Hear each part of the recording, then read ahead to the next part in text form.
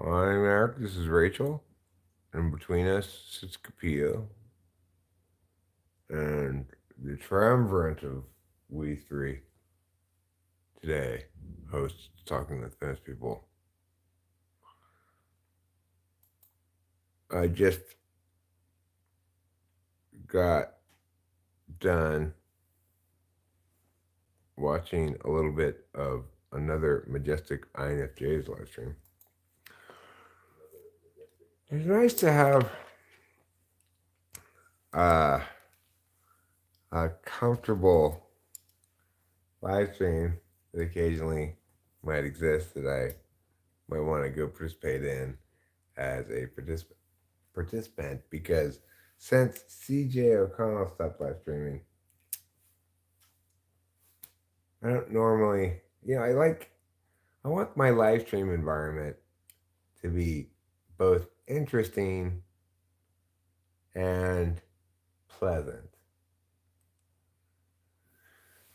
You can get a fair number of live streams out there, I think, that attain pleasant.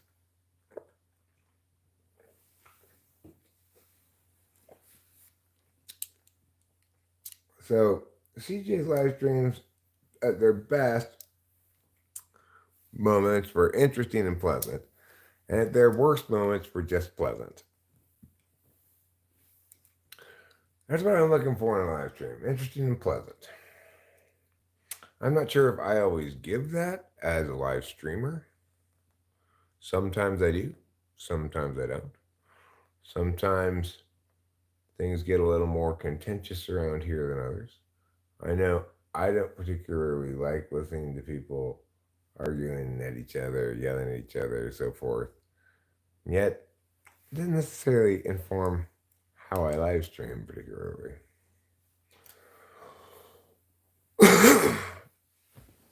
Still, I would observe that regardless of whether my live stream is informed by meow, that by and large, the live stream environment around here, I'd say, has overall become more pleasant, but that may have come at the cost of becoming less interesting. Not sure. I think there's definitely less anger going on around here than there used to be. So anger runs inversely proportional to pleasant, by and large. Maybe inversely proportional is too strong a designation. Maybe just inversely, where it's not proportional. But, listening to a stream trickle by is pleasant, but I wouldn't tune in to watch it. So it's a tough line to walk. In the maximally attained reality, you're fully pleasant and amazingly interesting at the same time.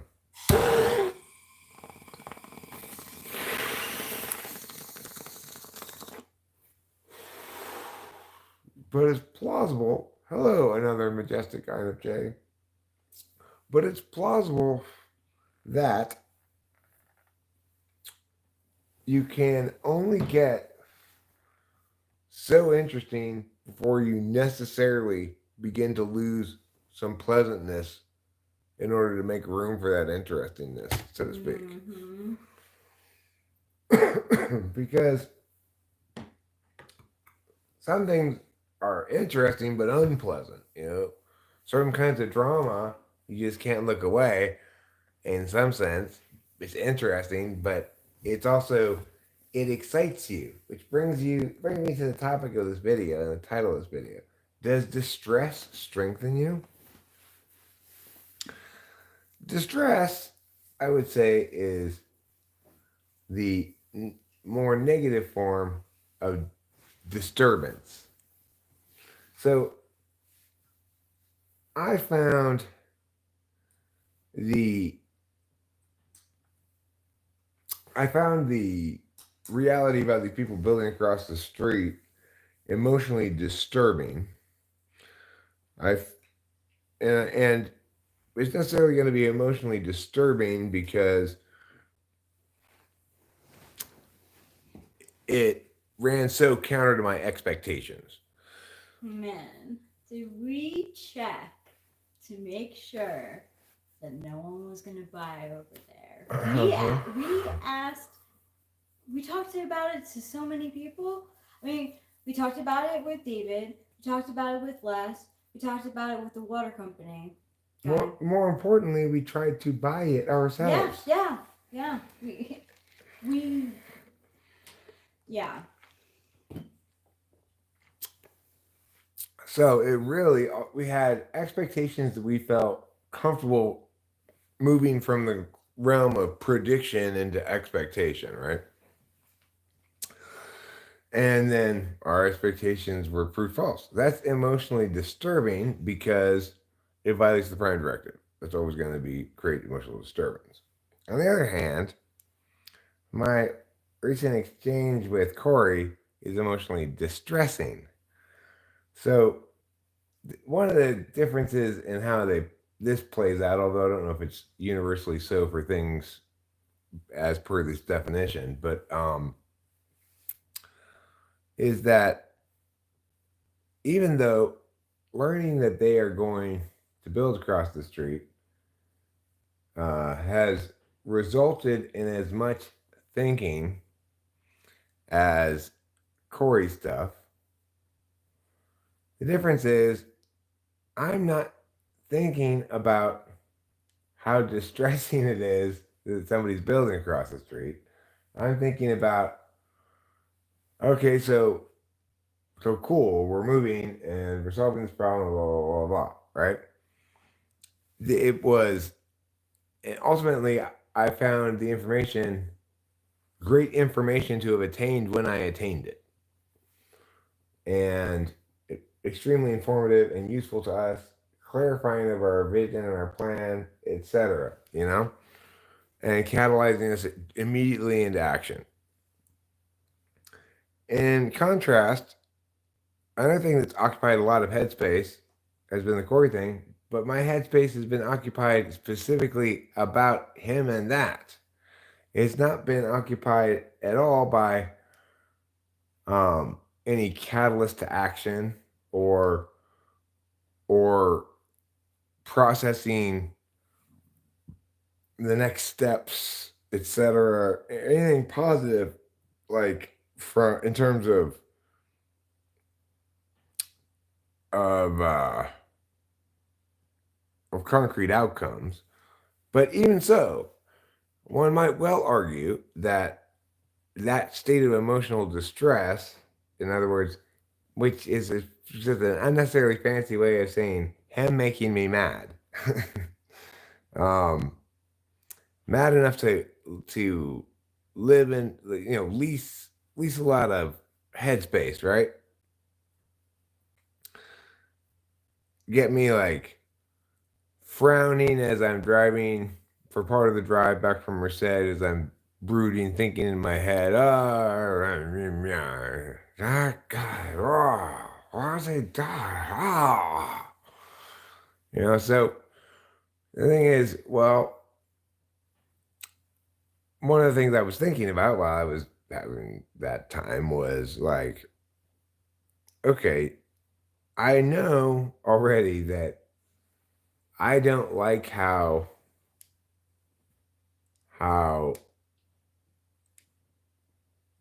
I guess emotionally colonizable I am in that regard when it comes to Corey, in the sense that I realized at the end of his visit here that like, oh boy, um, I I haven't had to endure anything like this kind of challenging emotional engagement in a long time, and um, I've forgotten, or I'm maybe learning for the first time how like you you gotta have some awareness of the fact that when when somebody's has the ability to emotionally trigger you, that the impacts of that are much bigger or more important than an FI polar person has heretofore thought, right?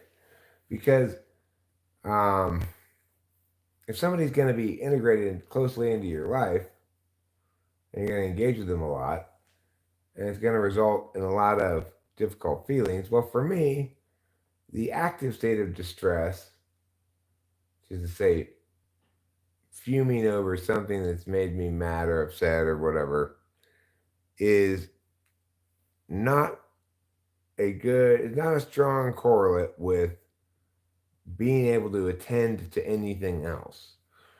Like, I know in the past that when I was with Kimberly, for example, it completely destroyed my debate business. I couldn't even conceive um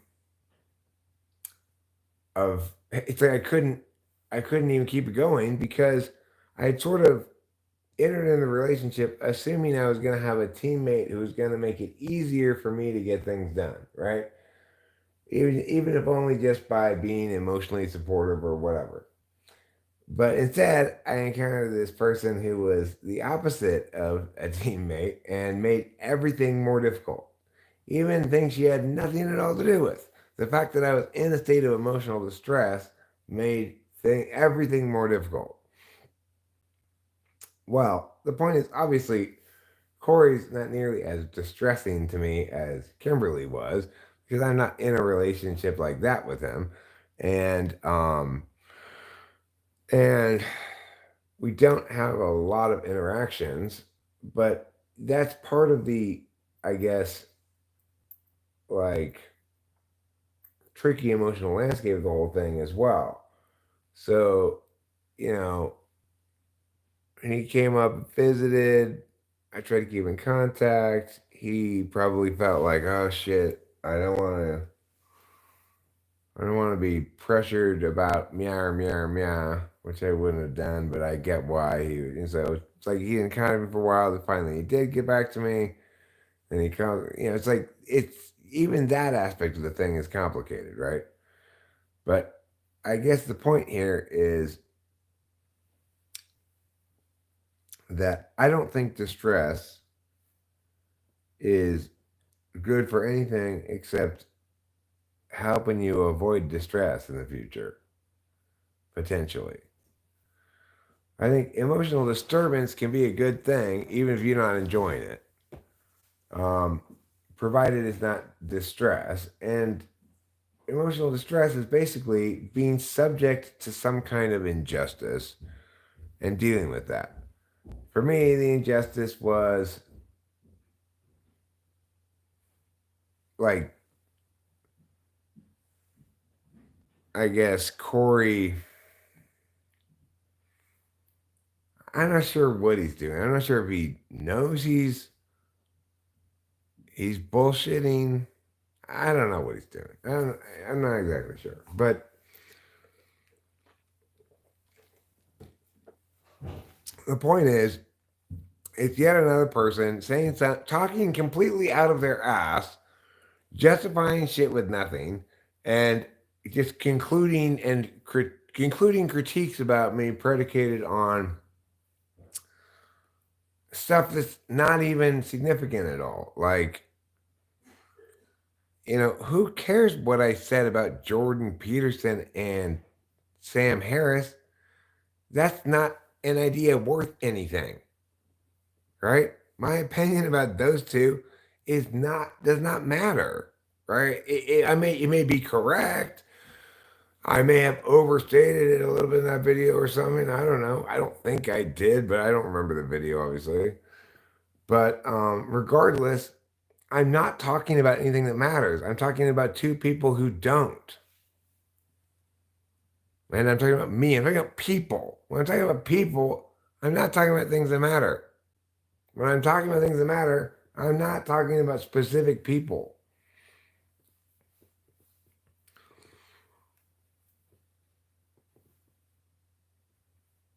There are people who really want to have others' approval. Well, I do want to have Corey's approval. But I want to have Corey's approval because I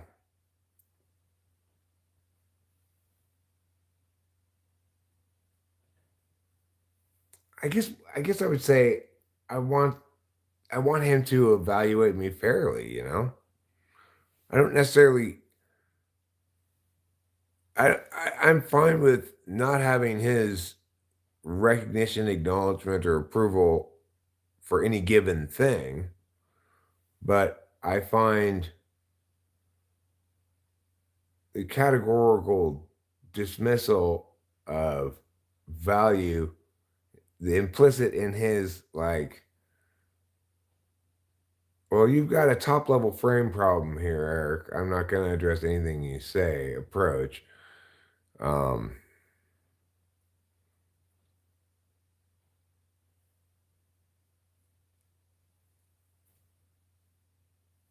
tough to. What's the word?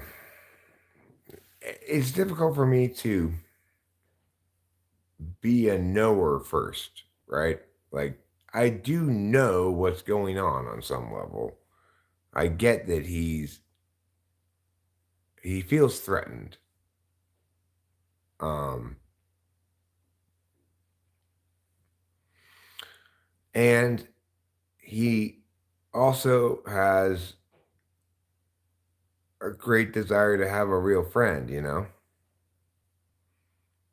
and difficulty finding such.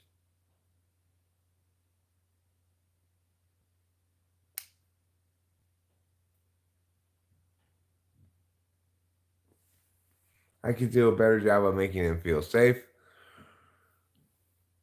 but I have my own trigger points. I'm not some freaking enlightened super guy who cannot be triggered, with if you throw enough bullshit at me. And it's one thing if I'm doing it on the YouTube channel and someone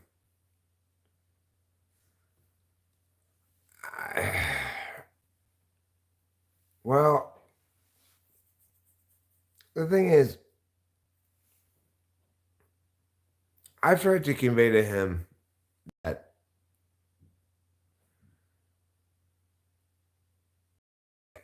well, I mean, an INFJ is their knowledge in some sense. They are their intuition, just as I am my extroverted intuition, in conjunction, of course, with the tool function. But to the extent that you have a lot of metacognition about cognitive functions and yourself, and an emotionally safe space to be yourself, then you have room to try out the parts of yourself that don't just reflexively behave as though the problem with the rest of the world is they aren't more like you. Um, you seem to be somebody who both does a lot of research and feels comfortable learning, which is, kind of an SI thing. It suggests that you're validated for who you are naturally. And so you've been able to, you know, level up the NI by including more SI shit, by including more kinds of knowing.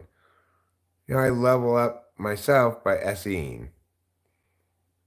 I feel pretty damn good about having a clear plan going forward with the house and the count, what we're going to do here in the county, and etc. See, I keep running through it in my head. It all seems very not what you're talking about with like NPs in Silicon Valley or whatever, opening companies, having them fall apart, like WeWork or whatever the other one you said was. I have not been following this stuff that closely. My plan is very, very like conservative and respectable, and safe. Simply, the big plan is, uh, move over the course of several years all the estate from the portfolio into rental properties, and to downsize ourselves to free up a little bit more capital for that purpose, and the with the plan that we will generate sufficient monthly to both keep our investment safe in property where it's usually very safe, and additionally have the most easily easy to structure and straightforward way to convert existing capital into monthly income. So it's like that's not a crazy notion, right? Nothing crazy about that notion. I'm not too smart for anybody else or whatever. It's just realizing that, hey, I have this one advantage that I can possibly use to, if I'm smart about it, make sure I generate a positive cash flow so that we can grow the estate instead of dwindle it.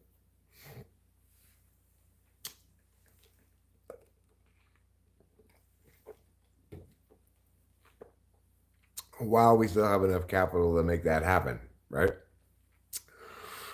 Otherwise, you get eaten up by your living expenses.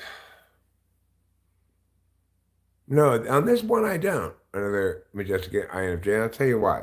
Because I grew up in a family of SF and STJ, and STJ grandmother.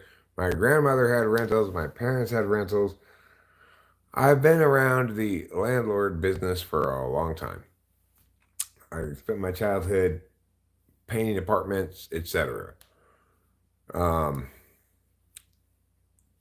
it's it's very feasible for me to handle the landlordy part. Now, as far as work goes, obviously I can do some minor repair kind of things, but for more significant things, you know, that's why you end up having a guy, right?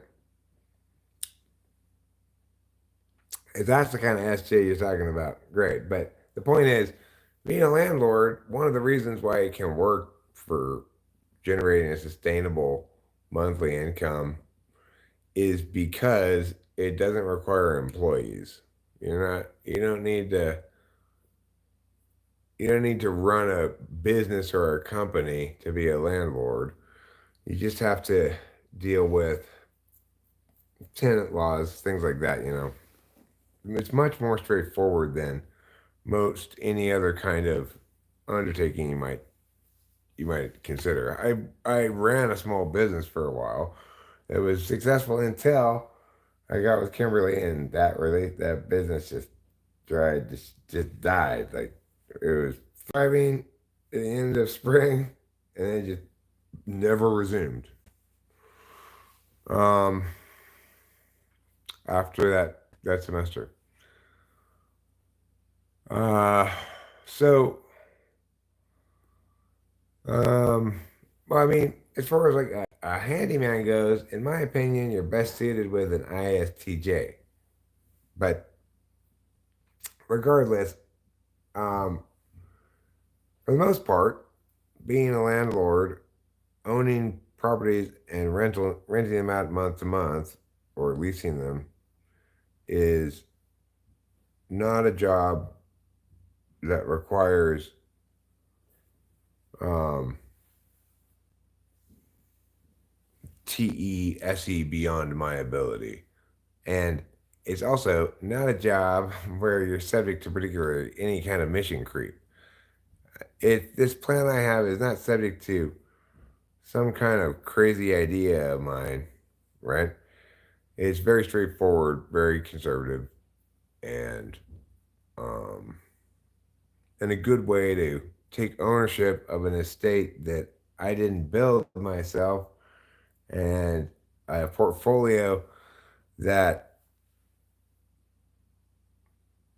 that I don't really feel any ownership of because of the foregoing, even though it's mine.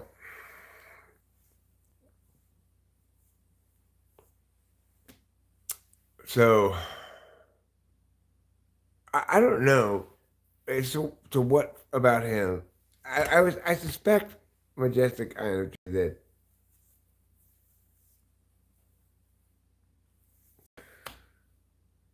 he doesn't have a good fluency with his subjectivities. I don't think he fully understands really what's going on himself. I used the following analogy when talking with Rachel about it earlier, that he realizes that he's underwater, but he thinks it's this much water. It's actually a mile of water because he's been slowly sinking, and the pressure his body's been slowly acclimating to increased pressure, such that the baseline is now this much pressure, and there's that much water above that, but he's just not even recognizing that as like indicative of a problem. In another analogy, it's like because he's gotten to the point where he only recognizes that he's been physically injured when it rises to the level of a broken leg. You know, it's that sort of thing emotionally. He doesn't understand most of what he's doing as it's self-abusive, if any of it, and he may not even understand much of the abuse he undergoes as abuse. He just understands maybe some of it as abuse, a tiny fraction probably, or a fraction. Like he has no doubts about any sort of thing that's physical, right? That he's like, ah, not acceptable.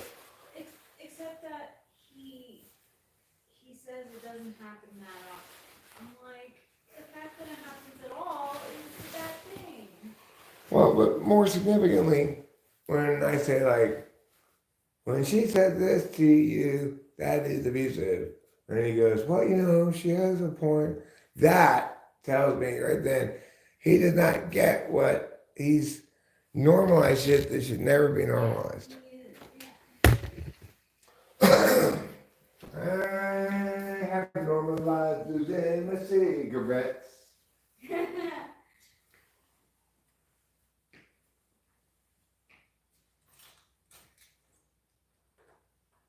Don't worry about it. Yeah, another majestic INFJ. He's in a bad relationship. Wow, my voice kind of like. He's in a very toxic relationship with somebody who's got borderline personality disorder. In other words, shit on your loved one disease.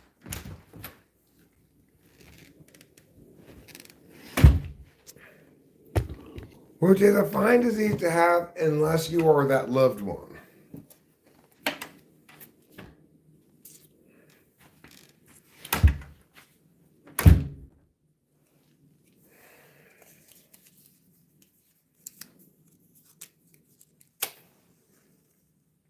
AKA, I hate you, don't leave me disease.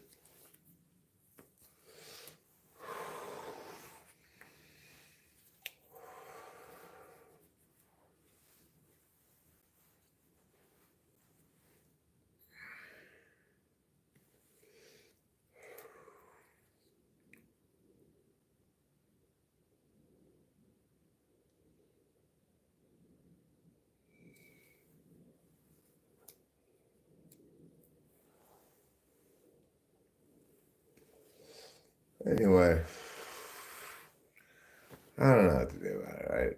I don't have anything to do about it. He's probably embarrassed because he's probably drunk last time with this stuff. And he probably is more concerned about, like, having done damage to the friendship than he needs to be, really. But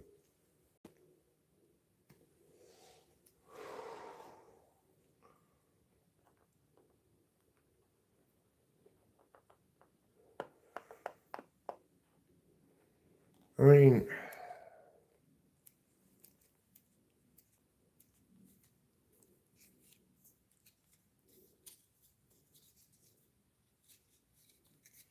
I give up on people very easily, especially when I don't have to live with them or go out with them or something like that.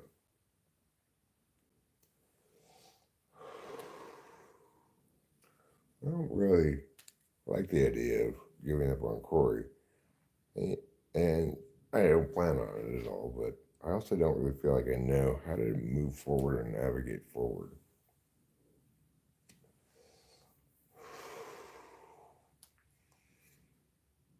I don't mean to be touchy about certain things, but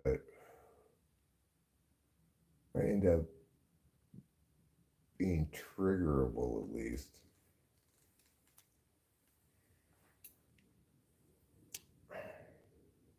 Even though I should know better. Like,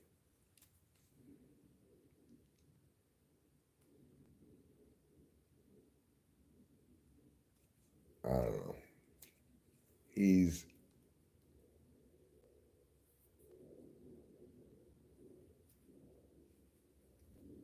he needs a friend, you know. He needs a real friend, and Corey and I have been through a lot of shit together.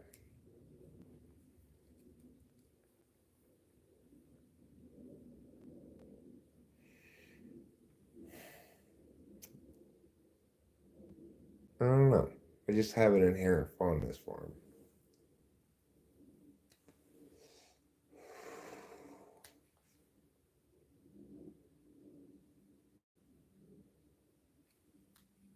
Maybe I'm also influenced a little bit by anime.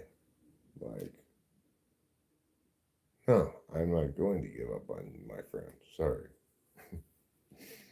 Like,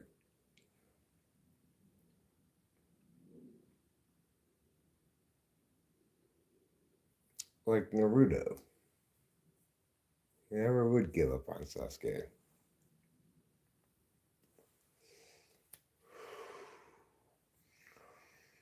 Of course, Naruto never gave up on anything because he was a maximally empowered ESFP.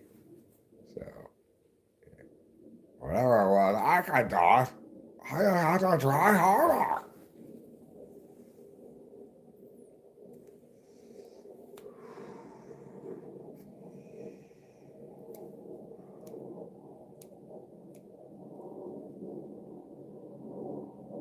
When the lights go down in the city and the meow meow meow meow meow meow meow meow meow meow meow meow meow meow meow meow meow.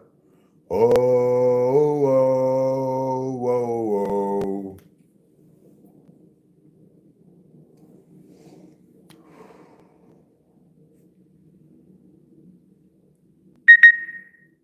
Don't make me brood. Don't make me broody. Don't make me brooding and broody.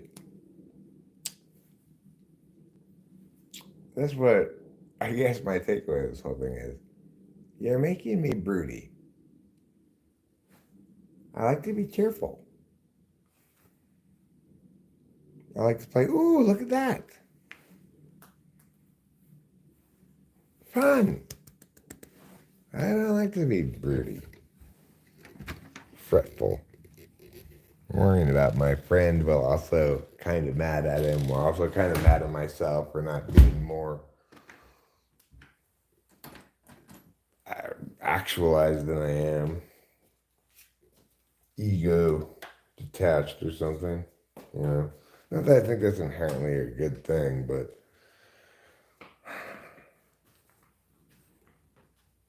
generally speaking, no matter how hard you insist the sun sets in the east, I'm not going to feel, it's not going to occupy a whole lot of headspace. Like, it's not going to make me too mad. I'm not going to fight too hard for the thing because, I mean, well, it's not like,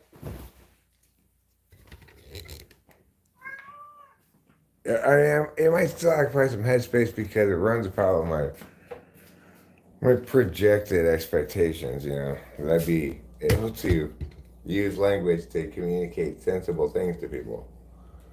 But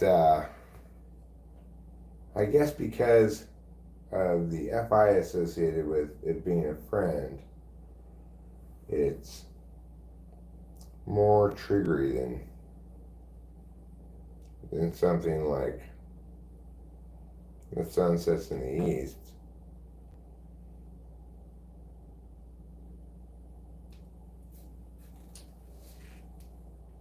It's hard for me to keep in mind that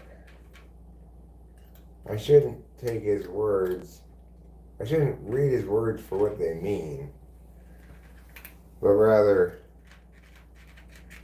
for what they convey about him. I'm not accustomed to doing that. It's not my tool function, right? It's the something not necessarily opposite, but it's an alternative to my tool function. To keep in mind what I know and have that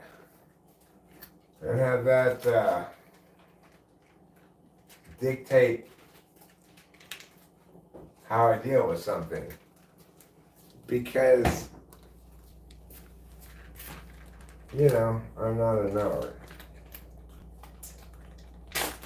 But I am a turkey eater, and so is trouble.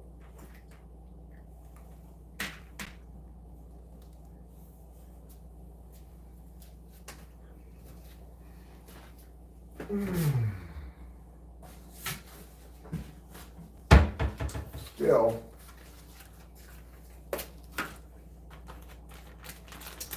I should be able to kind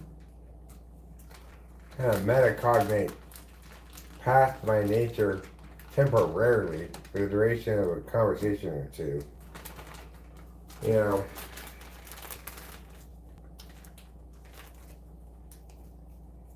I'm pretty disappointed in myself for dealing with that poorly. Or for causing it in the first place with my initial poor dealings with it, you know. It's not like I permanently dealt with it poorly. I started dealing with it well right after my initial mistake, but it was too late. I had already fucked shit up.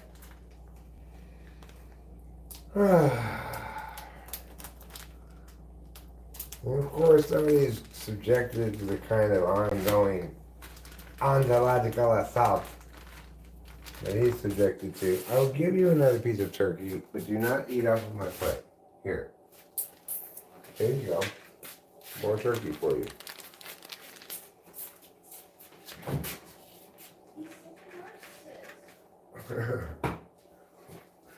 I think he just likes the turkey. He finished the piece I had given him and wanted more.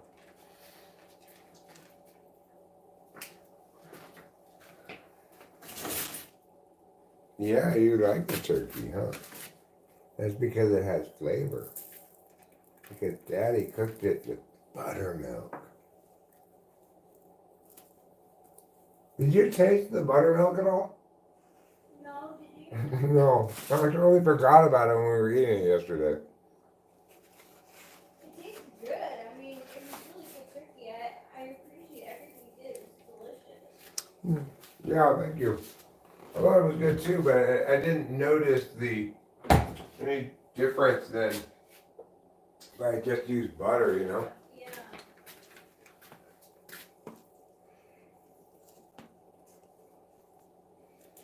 Yeah.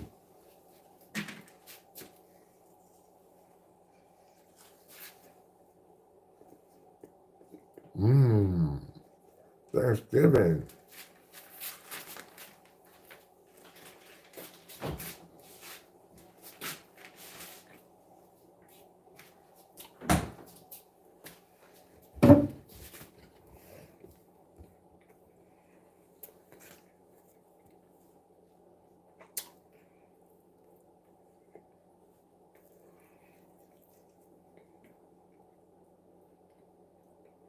You know what they don't say, but maybe should? With increased wisdom comes increased responsibility.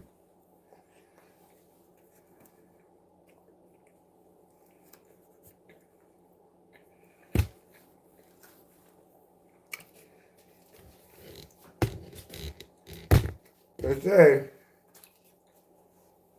with great power comes great responsibility.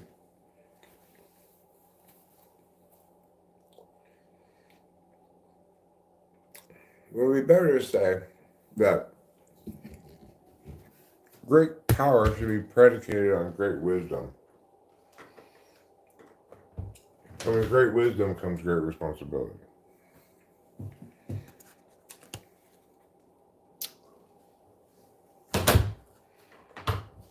I'm not saying my wisdom is great, although I do think it is. But what I am saying is that it's greater than it used to be. Therefore, I have more responsibility to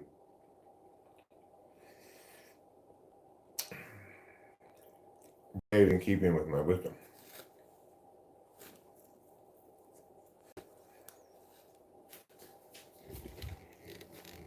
Like, you know how, at Christmas, they talk about those guys, the three wise men? Well, I recently measured their wisdom,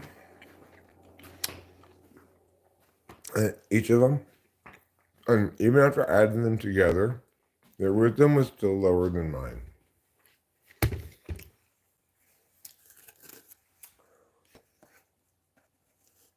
I used the patented Eric Wisdom Analysis and Quantification Scale,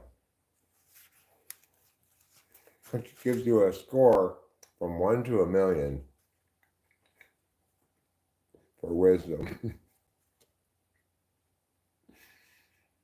What did I get? Only 600,000. But that's still like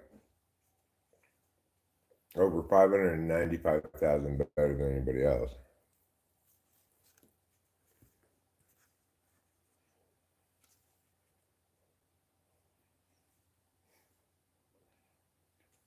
Second place was 4,800.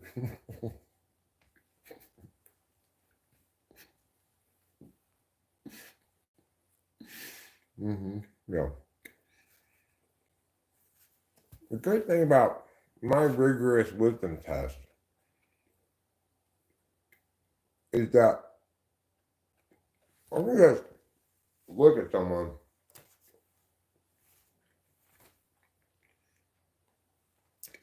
I got a built-in wisdom Geiger counter, you know. Tells me the score right away.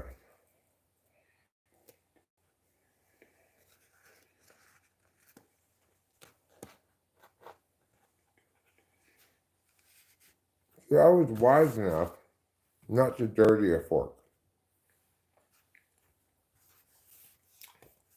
or a plate. This is wisdom right here. I was hungry. Okay? But I was able to eat food without even putting anything in the microwave, like getting a single piece of silverware or any dish.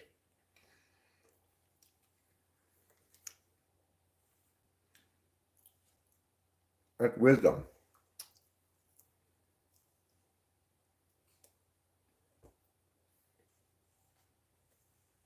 I'll tell you what else is wisdom.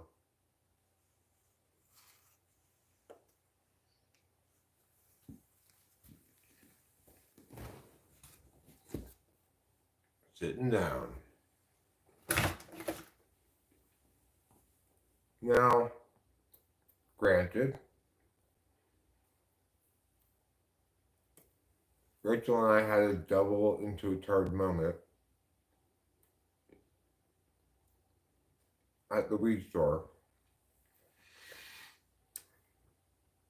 where we bought 4 vapes, but currently can only smoke 2 of them.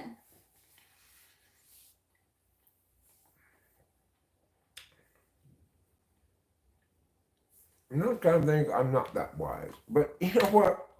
The FE failed us. FE failed us because we asked that bitch. And we told her, we're like, we're looking for the yum. She said, well, the stizzies are here. And here's some other ones over here. We got one of those stizzies. Instead of looking at something like this, which is what we thought we were going to get, we got this. Of course, the size of the box could hold this in it. The thing is, like, I wish that she had said, "Oh yeah, this is the stizzy section, but here are the cart. These are the disposable ones. These are the replaceables." You know, like, because I did specify we're looking for the disposable ones. Yeah. This is not. You have to plug it into something else. I think a special stizzy one.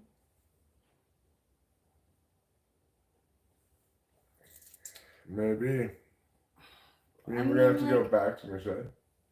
That's why I could see it, and you guys are like, we should just do this right now. What? And you were right now? No. When we were there, I could see it in your eyes when we drove away from the store, and we figured out this was the wrong thing. Oh, I wasn't. In your eyes, like we should get it right now. No, I wasn't. I wasn't thinking. Oh. No. I was more like, oh, what do we do now? Oh snap! Yeah, like I think we could we can wreck this thing and use the oil and smoke it. Use it as. You make a not a bad point there, Rachel. We could do that, but what I'm thinking is if we're not getting any weed thing, we might be able to order the thing that attaches to that online. Yeah.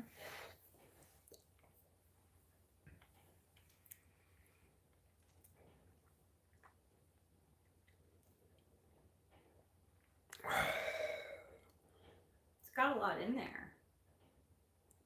Well, there might fix. If we were the furthest thing in the world from yelling at this lady.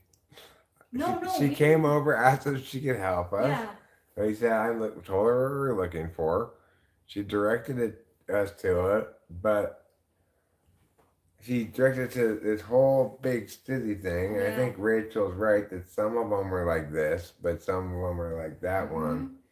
I didn't look carefully enough or something. We both didn't because they look the same. The disposables and the refillable ones the carton looked the same. Well, here I am. I don't think there's any dispute that distress impacts you, right? The question is, does it strengthen you or does it weaken you or neither or something else?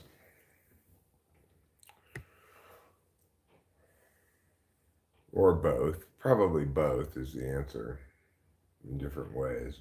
But what I was noting from my own perspective is that when I'm feeling emotionally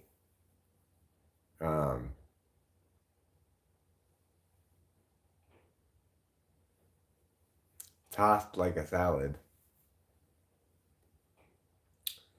then it greatly reduces my ability to focus on anything other than whatever it is making me mad or whatever.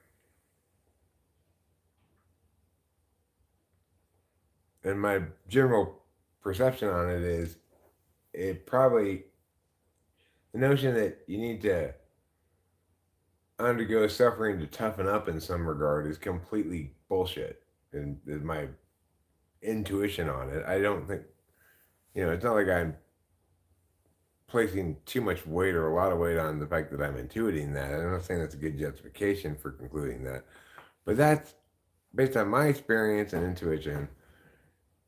My feeling is some kinds of emotional disturbance can be good, but not distress. Distress being emotional disturbance linking to some kind of injustice, trauma, whatever. It doesn't have to rise to the level of trauma. It could just be um,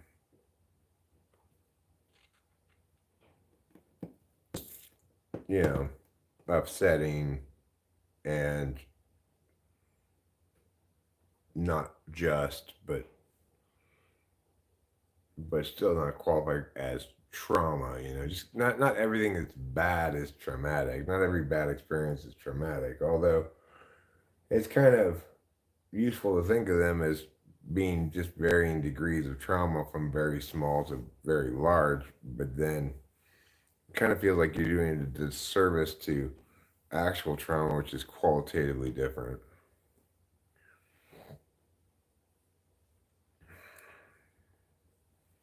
So yeah, abusive behavior by people. When you're some kind of abusive behavior, it could be abusive light, just because someone's behaving in some fashion abusively doesn't necessarily mean that someone's been abused, right? It's like, in no sane world could I claim what I dream of claiming that Corey has abused me in any way. But there's no doubt that the way he was behaving was the way an abusive person behaves.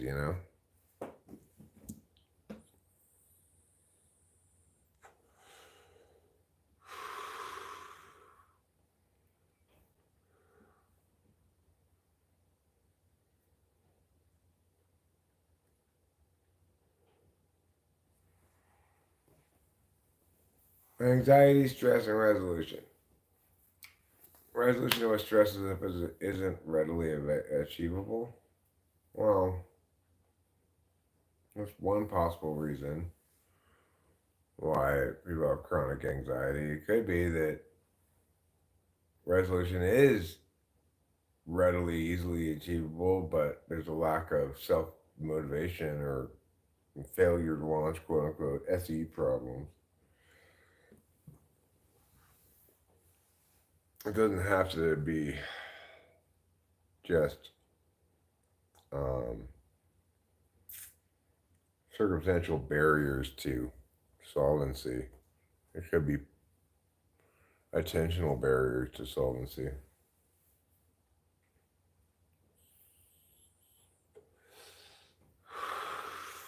Well, here I am. I am making a distinction here when I say distress between distress and disturbance. So, um, while I found the news that somebody bought the hill across the street and are going to build a house there disturbing, it's not distressing because there's no injustice going on. Nobody's behaving abusively.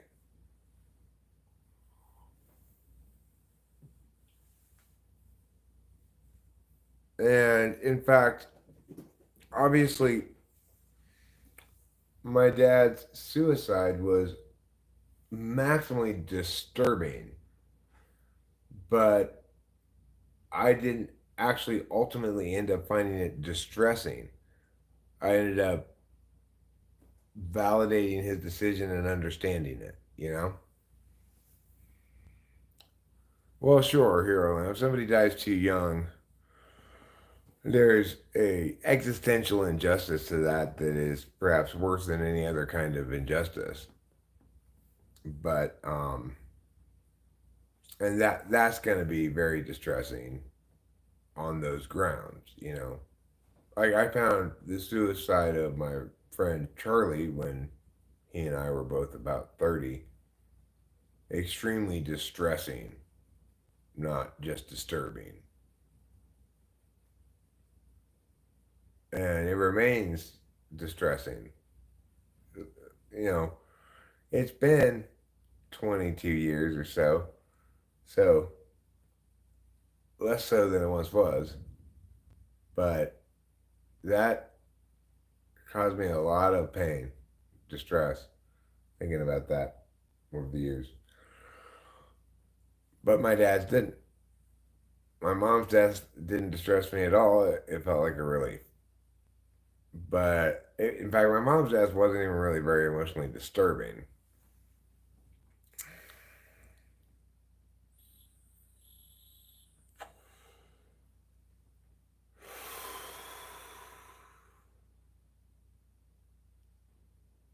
So, what I find distressing about Corey's communications with me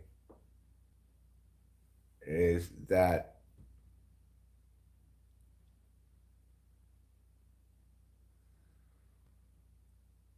I don't know whether to not trust his reporting about his intuition or whether to not trust his intuition.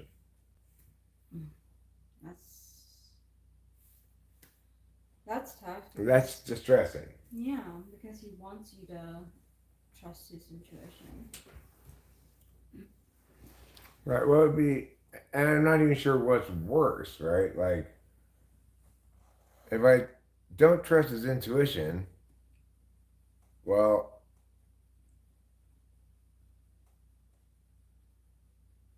I guess that's better because I can explain how he's overextending it beyond any possible correct extension, and thus, naturally, I can't trust his intuition. If I don't trust his reporting about his intuition, then that would mean he's purposefully conveying what he intuits about me to me, but misrepresenting what he actually intuits. That would be more distressing.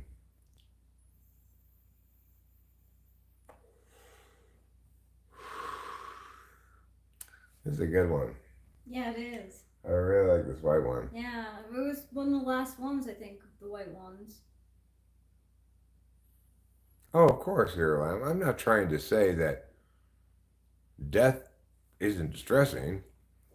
In fact, I made the point you're making there, which is somebody who was not as close to me as my dad, but who killed himself at 30 for the wrong reasons, in my opinion. In other words, because he was emotionally hurting, spiritually hurting, not because his body had stopped working and his wife was put in hospice.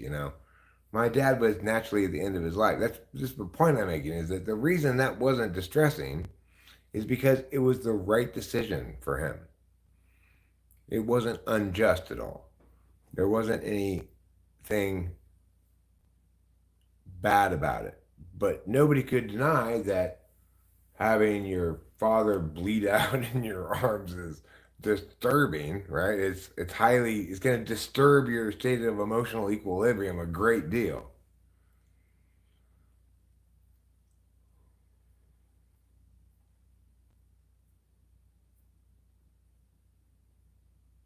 My mom and dad met each other in Europe. They were in their 20s when they met each other. I'm not exactly sure how old. In terms of suspicion of government and welfare, what does Corey value more? I don't really understand the question. Like, is he more suspicious of government or suspicious of welfare? Is he more? I don't know what you're asking exactly. But he loved her like he was romantic with her. She was his lover. Oh, he wasn't romantic with her. I mean, not to any normal standard of the thing.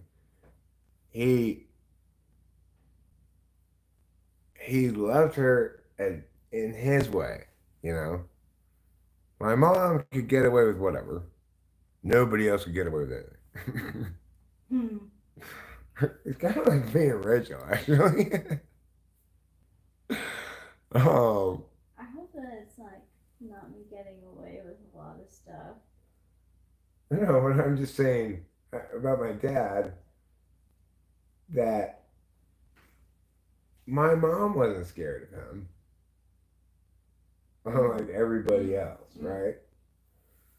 Like he respected her boundaries. If anything, he was scared of her. Yeah. Yeah.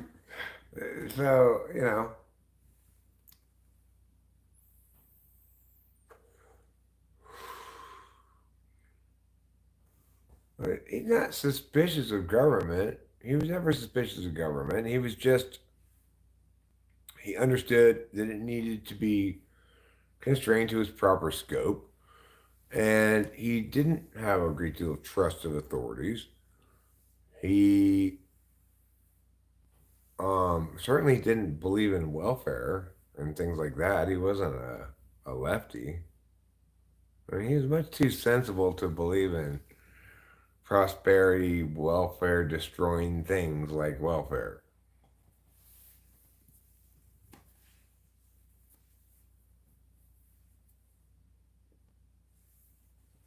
I mean, my dad was not an emotionally expressive guy with my mom or anybody else. My dad would give my mom an occasional peck on the lips and didn't like too much touching. Like, okay, all right, that's enough hugging. Like that kind of shit. But my dad showed his love for his family in different ways than that. He wasn't very approachable by me, um, but you know, my mom did her stuff that she liked to do, which was gardening and cooking and watching her masterpiece theater and reading books and various puttering around the house and stuff. And then she'd do what my dad wanted to do, which was go on vacation. She was always eager to get home, I'm sure.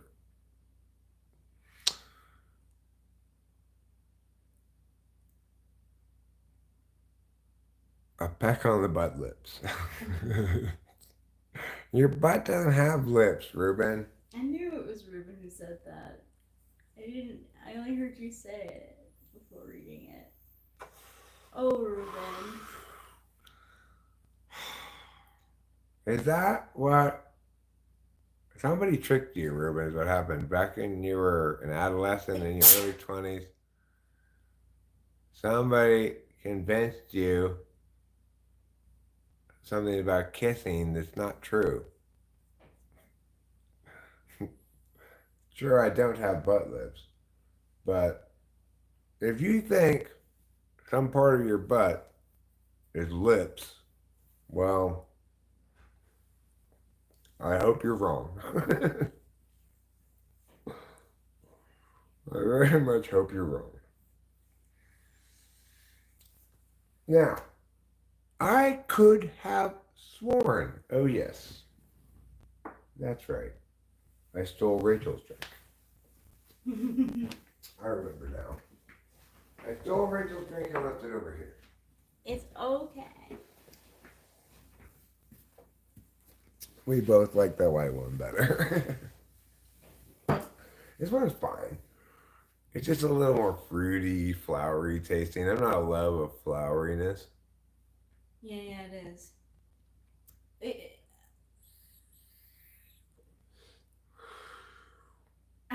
I'm glad you took it as a compliment, Urbanar. So yeah, it's like I think my parents are a great example of people who were not typologically compatible having a successful relationship together. Um, but there was I don't think really anywhere close to the level of genuine connection that Rachel and I share. But it's like I don't know what it's like for an FI fourth person. I always did a poor job of understanding my dad because I never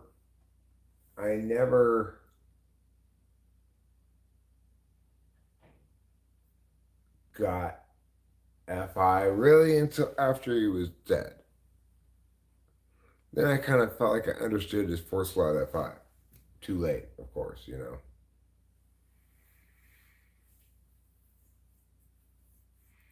Check the song "Woman Tonight." Okay, I will.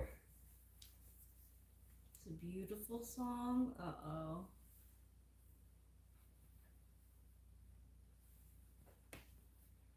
Who's it by? Here on them. I was a man in the morning and a neuter at noon, but I'll be a woman tonight. Is it like that? Oh, it's a hip hop song. I mean, some hip. What kind of? It's a beautiful hip hop song. That's very confusing. Felt. It's by the band Felt. A beautiful hip hop song by a band named Felt. That is a mishmash of different notions. Yeah, it really is. I'm interested now. Yeah, I am too. It goes like this. Hey there, girl, you're my woman tonight. And that's a good thing, 'cause you will be alright. Why? 'Cause you can stay my woman for more than just tonight, even. That's considered extremely romantic.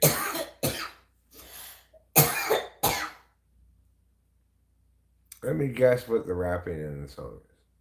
Let's see. Woman tonight.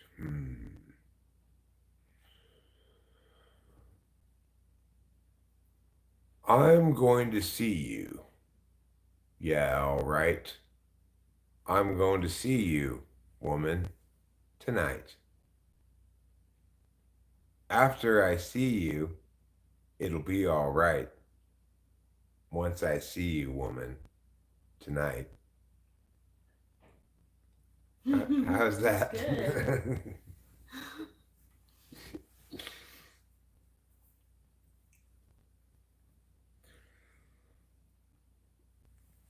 I'll put on some R. Kelly and you take off your jacket. Afterwards, we'll settle in and listen to Bobby Hackett. Pretend it's a 50s guy, Bobby Hackett. You know what was weird? It was. I feel like I didn't learn anything from that Buddy Holly thing. Me neither.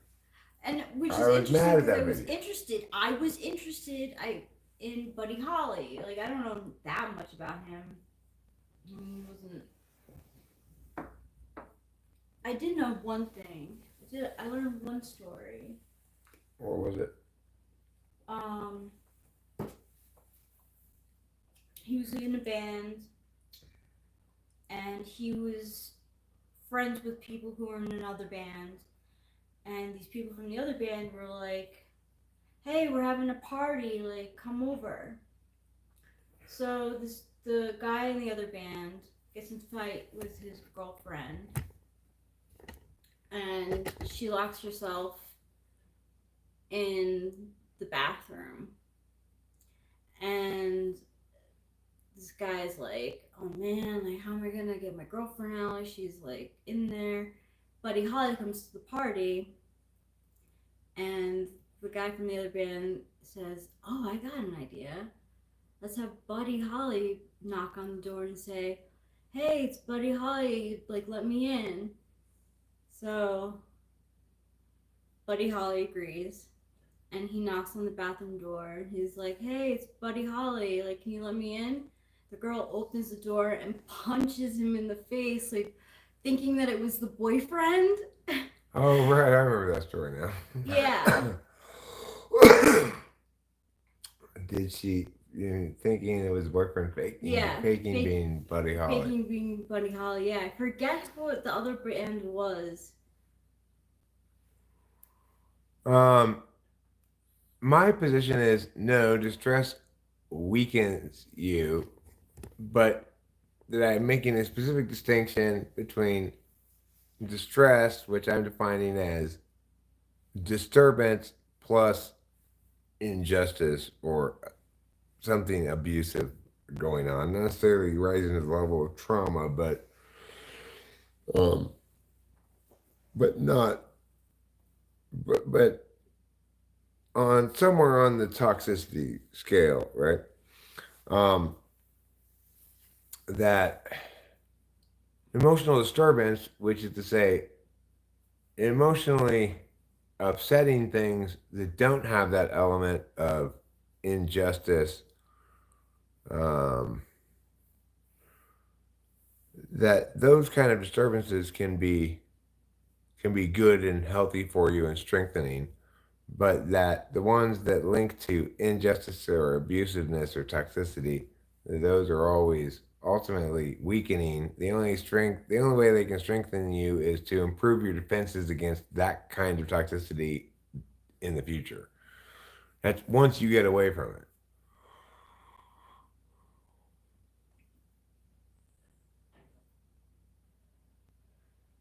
No, I don't think that's the distinction I'm making, Jeremiah Fix. At no point was that the distinction I was making. I'm not saying that the difference between disturbance and distress has anything to do with duration at all. Obviously, if you're in a toxic relationship and sustaining abuse on an ongoing basis, that's going to harm you in dramatic ways. But what I'm talking about was sourced from my own particular perspective, not anybody else's. It was Corey made me mad slash other negative emotions with our exchange last night. Some of the negative emotions are directed at myself because I feel I'm somewhat partially responsible for it. But accepting the part that I'm responsible for were the elements, was the overall distressingness of it. It was distressing because it was disturbing by being unfair slash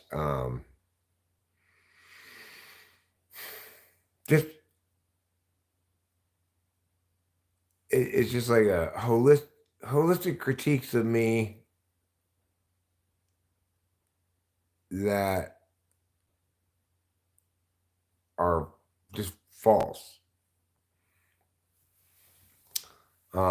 And maybe intended to hurt feelings or maybe just intended to take me down a notch or something. I'm not really sure. It's why I have trouble articulating what it is that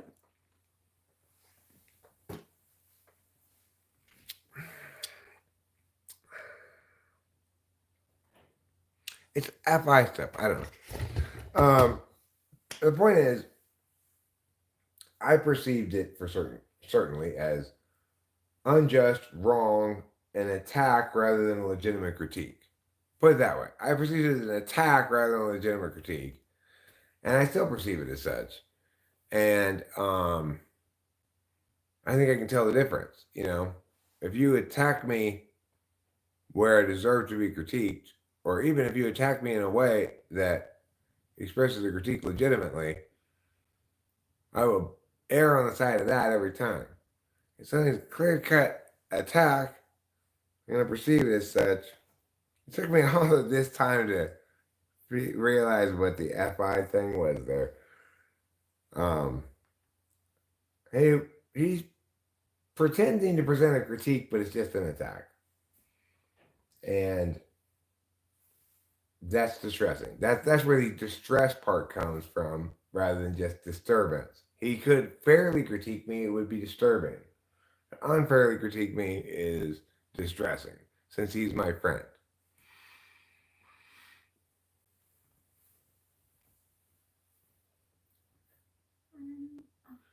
See, like, here's what I was just thinking.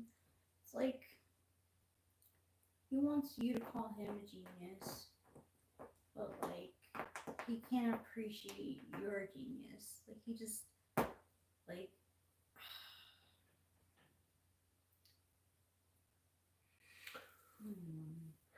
Well, I mean, the thing is,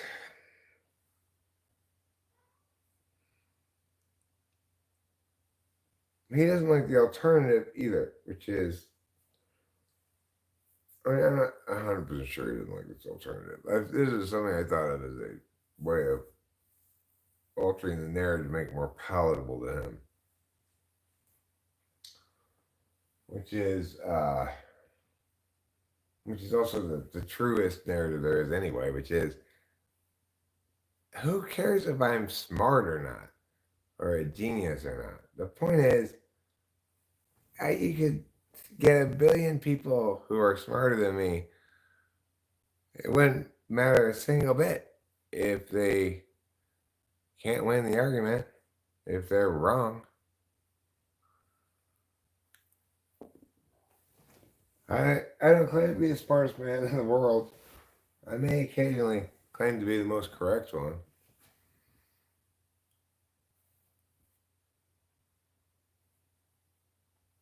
Well, the thing is, Winston's mom, there's less need for him to be concerned about my feelings than there is for me to be concerned about his. I am in an emotionally safe relationship. I have a comfortable, safe, what do they call it? Sanctuary. Where I am appreciated for who I am, validated for who I am, and allowed to be who I am in a happy way almost all the time. He has the exact opposite thing. So it's very tempting, I get it, for us all to when we're not part, I'm as much guilty of this as anybody. When we're not party to the relationship being discussed, the tendency for people to kind of move towards a tough lovey kind of approach, like you need to cut these toxic people out of your life. I say shit like that too. But Corey's not. This is a slightly different situation. Corey's not the toxic person. He's the damaged person who's been in close proximity to the toxic person for too long. Now, if you want to use a radioactivity analogy, then it doesn't matter. He's become radioactive, right? But I'd rather use um, an analogy in which, because the damage didn't occur in childhood, he can heal from it or something. It's like I incurred so much damage in various ways. I thought when I was drinking. Before I quit drinking, I felt like it's too late for me anyway. I've already destroyed everything that matters, blah, blah, blah. Which is, of course, complete garbage. I didn't even hardly have anything that mattered yet until after I quit drinking, except for my daughter.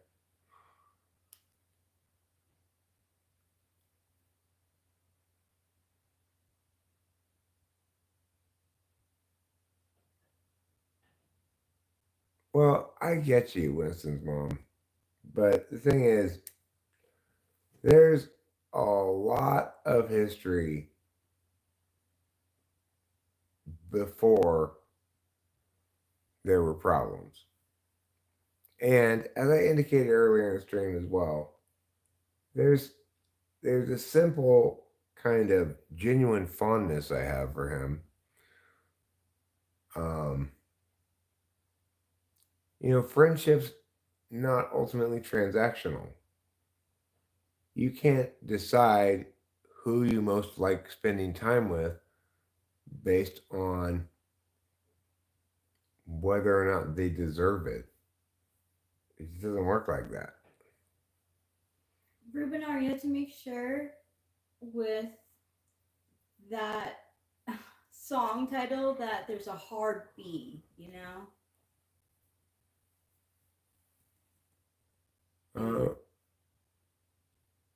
So another, we just kind of says, then what's the problem? Well, I mean,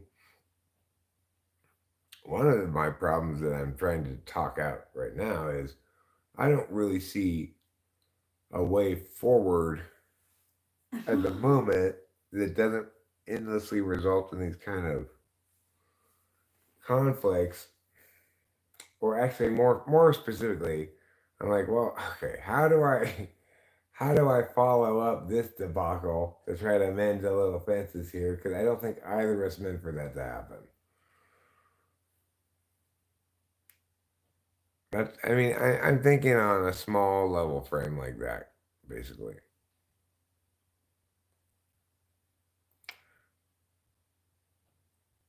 So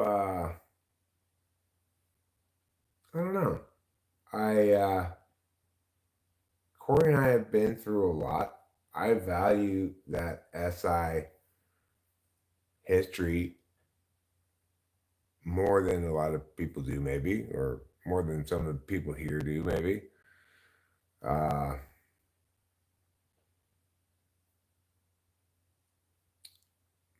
I place a fairly high premium on loyalty. And I know that, I know the feeling of feeling like everyone's abandoned you.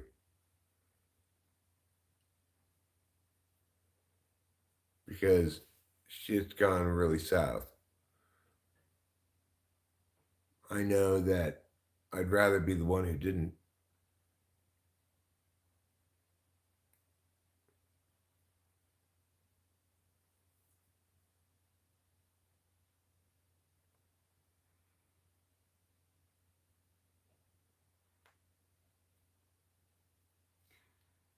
And it's not like I'm in a relationship with him, right? If I were in a relationship with him or something, I would obviously have to break up with him. But I am not in a relationship with him. And I have a vision of a future when after he's done divorcing that bitch. Yeah, but is that even gonna happen? I don't know, but it seems like it's got to eventually, right? I mean, his kid's gonna be out of the house. His kid's gonna be done with high school pretty soon. Maybe that's an impetus to change. It could be. His youngest son was on his mind a lot. Yeah, and he does finish high school like this year and next year. You know, it's look. There's no good or justice to come for me telling him something like, "That's it, don't talk to me anymore." Blah blah blah blah blah. He's hurting so much, and I can choose to be less available or just ignore him or whatever, something like that. But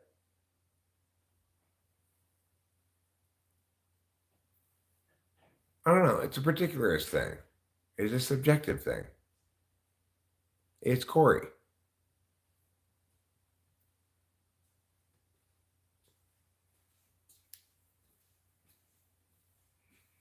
How does he deal with it? Or she's not that bad? Oh, she's that bad. She is. How does he deal with it? You know, Attack Eric? yeah, that's how he deals with it. In this instance, but in general, no. I don't know how he deals with it. We know that there's like scream fights, scream Oh, matches. Jesus. I mean, I've witnessed crazy shit between those two before. Well, that was back in the day. But I doubt it's gotten any better. No, it got worse because now she's visible. I mean, it's not just you're talking about normal level of BPD insanity. It's also persistently alcohol fueled.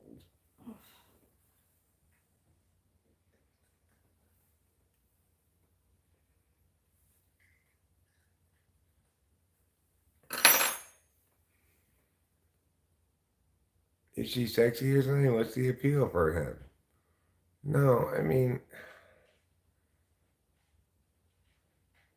he has, it's been his reality for over 20 years. He has 2 kids with her. The youngest one is still in school. And he would not be the only person in the world to say, well, I don't want to split while the kids are still in school. We need to stay together because we can't support 2 households right now. He would not be the first person in the world to come up with myriad concrete, practical reasons, other reasons that don't make sense, etc., to continue staying for some portion of time longer. And additionally, he's been gaslit the whole time.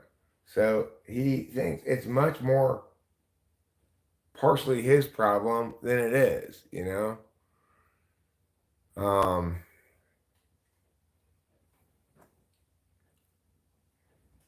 It's like it's hard for anybody to kind of intuitively grok Stockholm syndrome, but that's because we haven't undergone that experience of sustained ice. He's not, because he's an INFJ also. When I'm getting abused in a relationship, I go online and complain about it. When an INFJ is getting abused, it's embarrassing to them, so they try to hide the fact, and it makes them even more isolated. Yeah. INFJs, like, I feel like I was lucky in that sense. Like, I think you're right. INFJs, like, crazy. Like, if Johnny is an INFJ, he definitely likes that type of person too. But I was lucky. Like, I never liked the crazy because it like made me crazy. So Well, I mean, the thing is, Liz was super hot when he got with her. There's no disputing that. She was gorgeous. But, you know, like everybody, you get old, right? Um, and regardless, what a fucking idiotic reason to marry somebody. yeah, he said that she was his dream girl.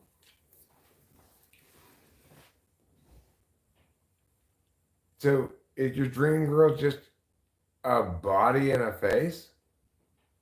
Because nobody dreams of a girl treating them that way.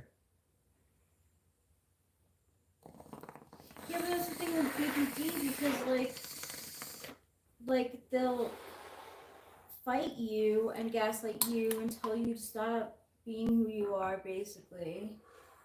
But they'll give you slivers, breadcrumb, like the breadcrumb. They'll give you little pieces of love here and there, and you think, oh, You got a better deal than I do. I don't know about that. I I don't know what the hell I was thinking. If Kimberly gave me any morsels of love, I must have not been good at noticing breadcrumbs. Yeah, he does know that she's got problems. He knows. He doesn't say crazy, but he knows that she's borderline personality. She's not crazy. She's borderline personality disorder. Mental illnesses are much preferable because they're fixable with medication. BPD, from all I can tell, it's unfixable. Like, there's no way she's gonna treat him decently in this lifetime or any other. Apparently, a way they have to really want to change um, cognitive whatever. Behavioral therapy. Yeah. Well, it's shown There's- better results than anything else, Yeah. but it hasn't shown good results. I mean, compared to, say, like the results that medicine attains with people with schizophrenia or bipolar, the results are No, I agree. I Are agree. terrible I'm compared just to that. trying to. I'm just saying what I know of it. yeah. I mean,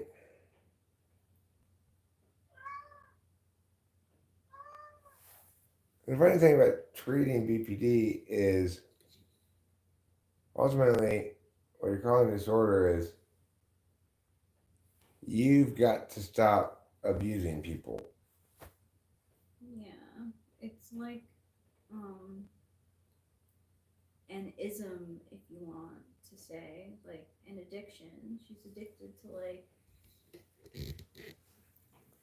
it, to the roller coaster. Trauma bonding. And she has to break that cycle. And just like an addiction, like you have to want to actually stop yourself. Like no one can tell you. Well, yeah, but unlike an addiction, you can't separate the addiction from the behavior. Like, I had an alcohol addiction that I had to quit because it was ruining my life in every important way from my perspective. But I didn't ever hit anybody or something. The distinction being the addiction was a problem in part because of its sustainability, because I didn't cross certain behavioral lines. But with BPD, the crossing the behavioral lines is the thing you're addicted to. Yeah.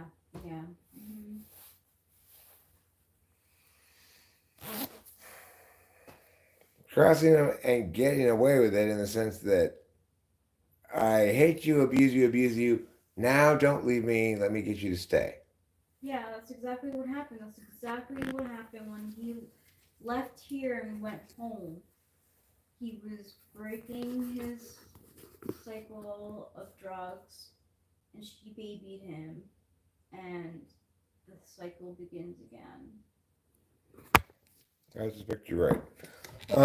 Is he the buffer between her and the kids? Not really. She directs. She can be neglectful of the kids, kind of, when they were little, or but she seems to direct most of her toxicity at Corey. She's starting to do it with Charlie too. She at the wedding, I heard her. She was talking to Delilah, and she was like, Charlie, like, I just hate him sometimes. And I was like, oh no. Well, I mean, the thing about Charlie is he's a raging alcoholic. And that doesn't justify her saying she hates her own son. No. Which is just crazy to even conceive anybody saying that. But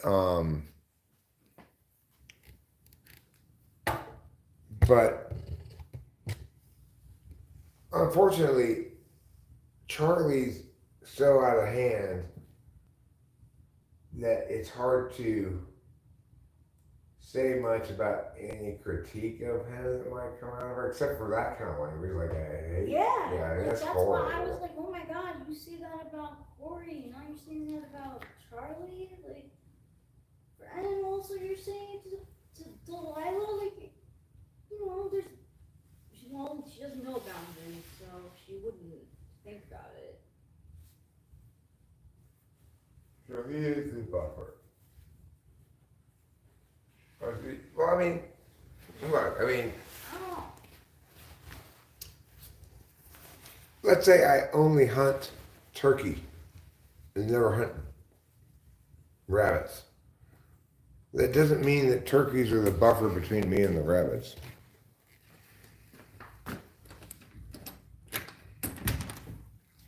I'm not saying she never hunts rabbits, but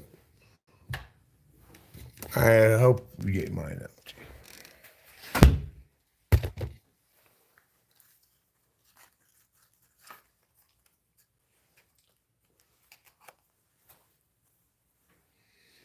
But it may be the case that the reason she never hunts rabbits is that she never runs out of turkeys to shoot, right? That's possible. We don't know what she'd do if she ran out of turkeys to shoot. Intuitively, what you're saying, intuitive, if my extrapolations here have accurately represented what you're intending to say, then it does intuit as sensible that he's functioning as a buffer because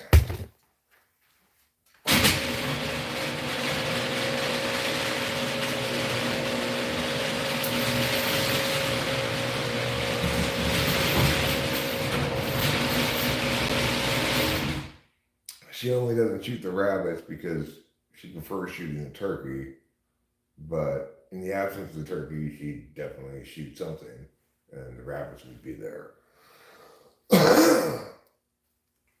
Makes sense. It's a sensibility making statement you have there, notion. Of course, if that's the case, if he's providing a buffer, functioning as a buffer, and is aware of that, then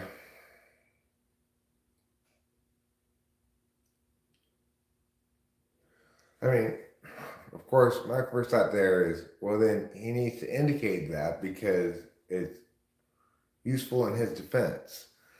But then I realized from his perspective, he's trying to downplay shit because he thinks it makes him look bad or something. But, I mean, I already perceive it as negatively as it could possibly be perceived. Okay, so, I mean, downplaying it isn't going to do any good.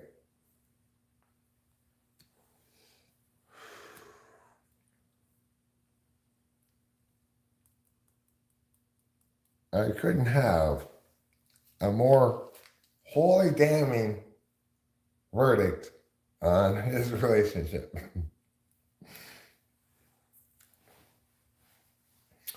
I think it's one of history's all-time worst relationships. Useful only in that future generations may study it to know what to avoid.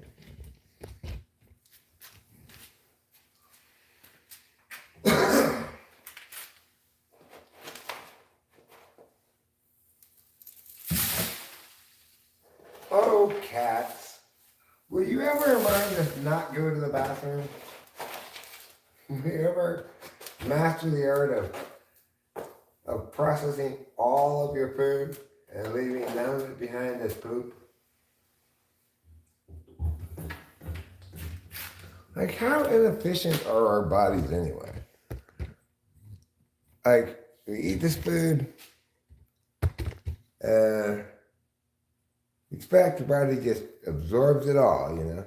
And yeah, that's it. I ate the food. There. Well, I have a couple of farts because of gas due to digestive things. You know, like a car. It has gas emission. Can you imagine if a car also had to periodically stop and poop and pee? every time you put a tank of gas in, not only did it fart out the exhaust pipe the whole time, but then you had to pull over and it would poop out this big black square of like used up gasoline that didn't actually get used up. No, that would not be okay. You'd say, hey, use all the gasoline. Don't just say, oh, now I gotta pee out some of the gasoline you just put in me because I couldn't use that part. You would not put up with it from your car. So why do we put up with it from our bodies?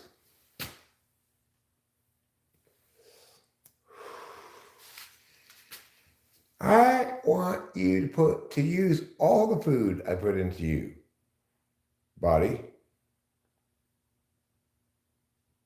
Okay, well, I've used all the food I wanted to use. Cool, what'd you do with the rest of it?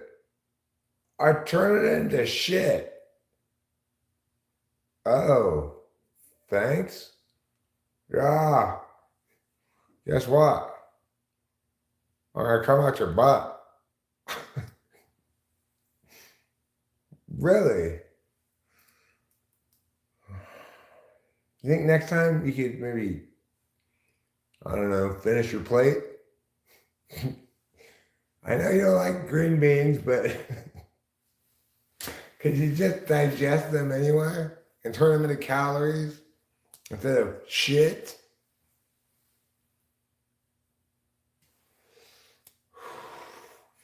And what's up with my body's relationship with liquids? It's like you get told, we all get told, if your pee is too yellow, it means you're too dehydrated, right? I'm peeing out like this whole, I don't know, quart of pee or whatever. If I'm dehydrated, then why are you wasting all this liquid by peeing it all out? And when I do correctly hydrate so my pee comes out clear, it's like if I drink, I don't know, like let's say 3 non-alcoholic beers over the course of an hour and a half or so, I shit you not, I am convinced I must pee out almost 32 or 36 ounces of liquid, maybe 35. My body uses maybe 1 ounce of that liquid.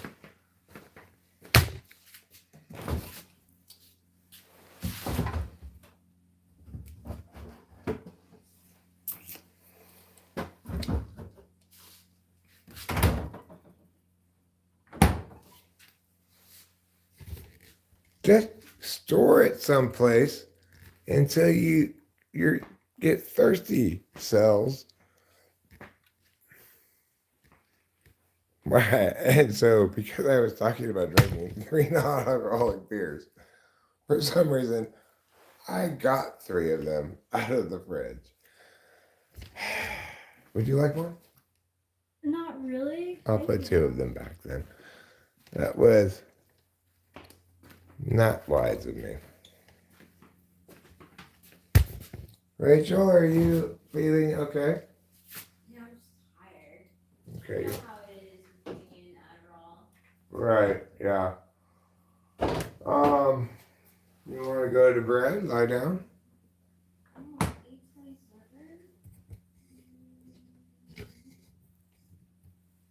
Yeah, maybe I will. Well, whatever you want to do. I'm not. Yeah, I'm gonna finish this and then I'll head into bed. It's about that time. I need to sleep. I got sleep. I got like 4 hours of sleep last night, so. Well, maybe tonight you should take the full Klonopin. Yeah. Full Klonopin, a couple of gabapentins. Yeah, you gotta get mine. Because that'd put you down to 4 Klonopins left if you took a full one a night. Okay. And then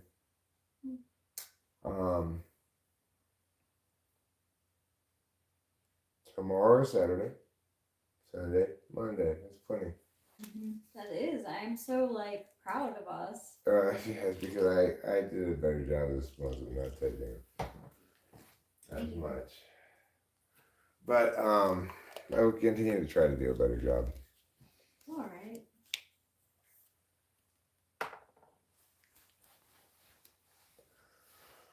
I like to say a routine right now about if you're dehydrated, why does your body pee out extra fluid?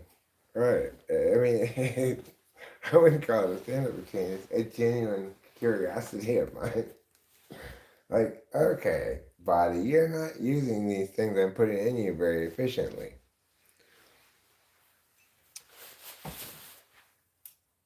Like look how efficiently my lungs deal with bong rips.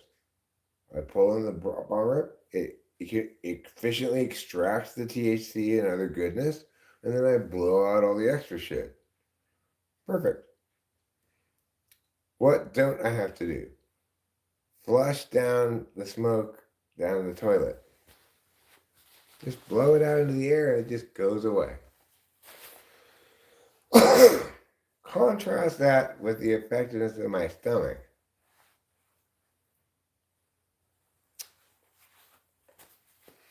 Also, my stomach periodically it likes to do these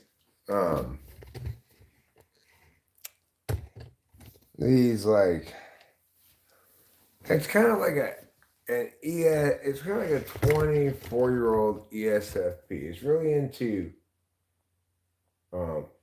alternating periods of fasting and binging. So I don't mean my eating habits. I mean my like pooping habits. Huh. It'll go for a while. I have a couple big poops. I feel like nice and empty, and then I won't notice for a day or two, and then realize I haven't pooped in a few days, and then I'll poop a little bit. I'll poop a little bit, but it'll never really get out the bulk of the poop that's backed up, and then like a couple of weeks down the line, I'll have this stomach cramp thing.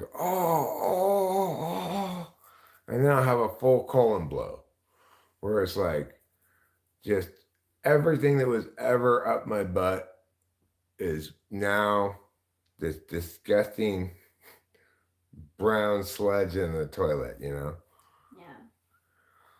So I wish I had regularity, but it's not the only SI thing that I have no regularity at. I don't have regularity at sleeping. I don't have regularity at eating. I go through periods of time when I eat a lot and periods of time when I don't eat hardly anything. And it doesn't even necessarily link to speed at all. Like, yes, it's true. At the initiation of Sleepy Week, I consistently eat more. But after I've been off it for a bit, it's like some days if I don't eat in the morning, I get this kind of like, I'm not hungry inertia. And sometimes, like, I'll feel that I'm not hungry inertia will carry me all the way through. Like, we should go get something to eat, Rachel. I'm not hungry right now. Let's go into town. We'll get something to eat. It's fine. And then I get into town and I'll still be riding that inertia almost all the way to town. And then, like, maybe I smell a bit of food as soon as I get to the outskirts of town or whatever. And then all of a sudden I'm just starving to death. So sometimes my body is irregular like that. Even with peeing. Sometimes I pee a lot. But like strangely on car trips, sometimes I can go many hours without peeing. Yeah. It's hard to say. My body is like that construction machine. It can't decide what it is. Yeah. I just saw on ESPN on Instagram that Archie, they called him Archie Arch. Manning. Yeah, he had his debut for Texas Longhorns, and I was like, what, what would a family who comes from sports do if like their kid was like, I want to major in dance? Like, do they have a choice? Yeah, I mean, I think a lot of those families they have other kids that Oh, okay. don't follow that. I'm not All sure about the right. Mannings. Having three quarterback sons Oh. is weird, but it's like if you got one of those coach parents like Serena Williams' dad or Tiger Oh. Woods' dad, then I don't know. Yeah. Of course, they got to have some natural talent, or else it won't do them a damn bit of good. Yeah. Yeah. Like, that's what I wonder. That's what I wonder about. How did Arch Manning do? They did great. Fucking 50 to like 4 or something. It was crazy. Yeah. Texas won a lot. Yeah, but 50 to like. Why is he making his debut this late in the I season? don't know. Did their quarterback get injured? Possibly. The crowd went nuts. Or it was Will Smith who raised Serena and Venus Williams? That makes That makes sense. sense, yeah. That was the reason they came out okay, of course, it was before he was with Jada Pinkett Smith. What a mess that is. Or you never hear anything about Serena and Venus's mom. No. Whatever happened to her? Same with Tiger Woods. You never hear anything about his mom. No. Whatever happened to her? Maybe parents who raise their kids to be sports stars kill their wives. Have I blown the lid off a conspiracy? Do we believe the Will Smith taking up the butthole rumors? I mean, at this point, I read an article on, it was a clickbait thing, but it got me. It was like celebrities who are LGBTQ plus, and Billy Joe Armstrong was on that list, and I was surprised. So What made him make the list? Like, what's the criterion for making the list? You describe yourself as pansexual, bisexual. Yeah. You might say that for political reasons and not actually have any physical experience of that. I forget what it said about him, but I was surprised by the list. There was a lot of people on there. So I don't know about Will Smith. It could be. Well, I have no. I don't know what to do with questions like that. What do I think about the rumors about him taking up the butt? I don't think about them at all. I guess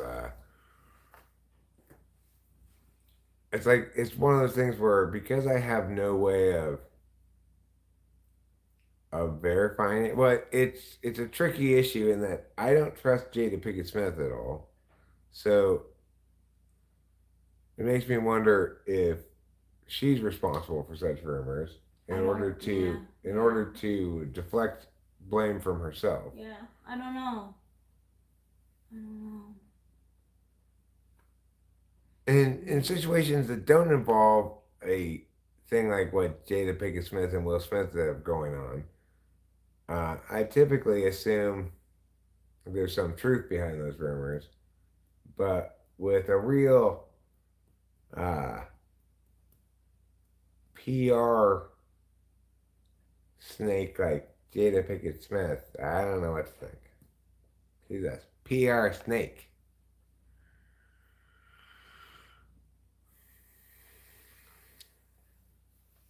Now, the thing is, of course, if it were the case that Will Smith was having gay sexual encounters during his marriage,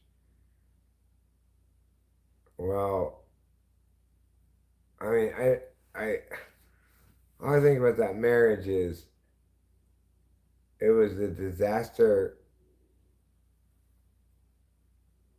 from split second one, Yeah. and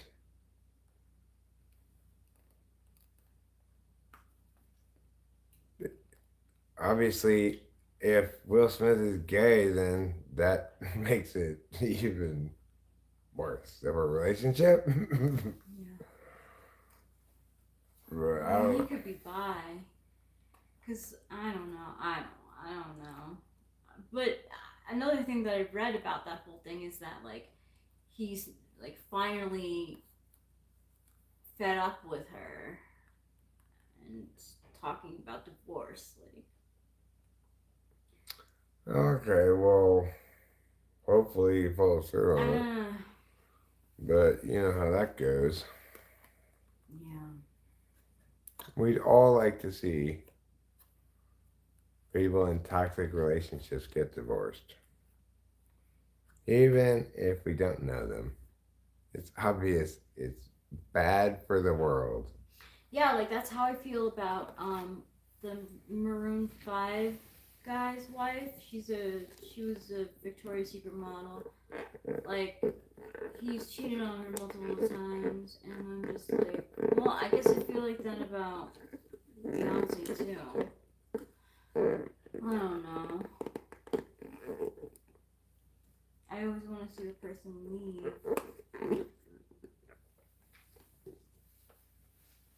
Yeah, I'm with you, girl. But you know,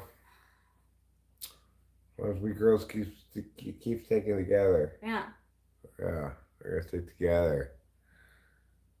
The pursuit of anal sex, starring Will Smith. Oh man, I feel so bad for him right now. Like, what a mess. Oh, He's being dragged through the public eye, more or less against his will. But you know, it's ooh. the crows come home to roost, or whatever they say. Eventually,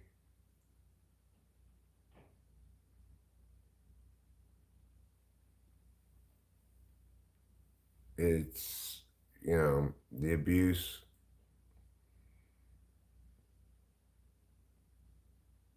jumps over the wall of the horse racing track, starts running around the parking lot. Another majestic INFJ. Why do you think he is an INFJ? Because he likes the crazy. I think he's probably an ENFJ, but Yeah, that's why he's a lot of personality database and not personality database, but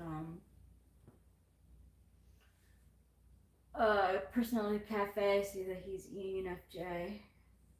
The kids, you know.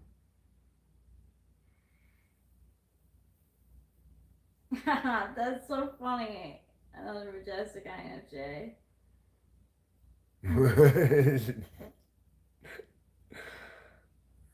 I don't know who Anthony Anderson is, but the fact that both Adam Levine and Jared from Subway give you the creeps, Ruben, That's funny. is makes Well, sense. I gotta see who Anthony Anderson is now.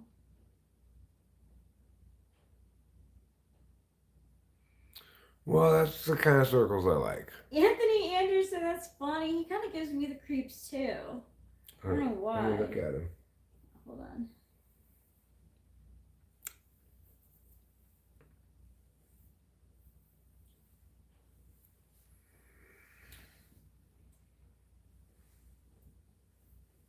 You know who gives me the creeps? James Corden. He gives me the creeps. Oh, this guy. Yeah. Oh, I know that guy. James Corden. Yeah. Oh, you mean from Children's Hospital? No, he had a talk show. He's a British guy. I don't know who he is. I'm not sure. I'll tell you who gives me the creeps, or the ews, really. Jimmy Fallon. He's just more and more in the press. He's trying to like save his career so badly, but like he's under the microscope right now. Yeah, he is. And the thing is, it's bad being under the microscope when you aren't actually funny. No. If he could, he was getting by in the first place just on convincing people he was this likable guy who was fun to hang out with. As he, you know, if he's not a likable guy, then his lack of being funny is a big problem.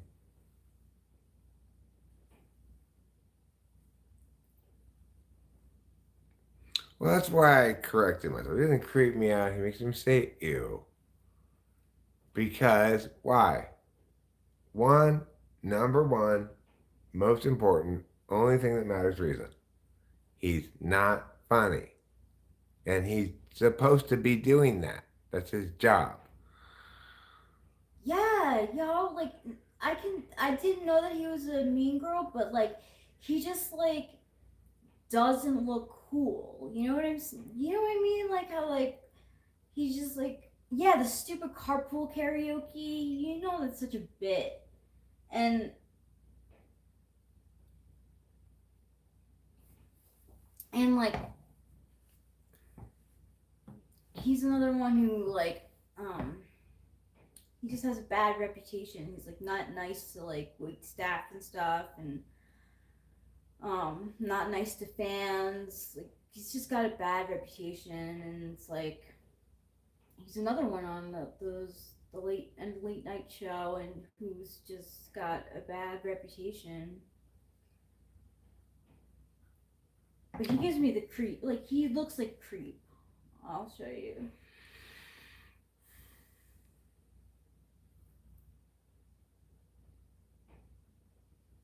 His middle name is Kimberly. That's our girl, though.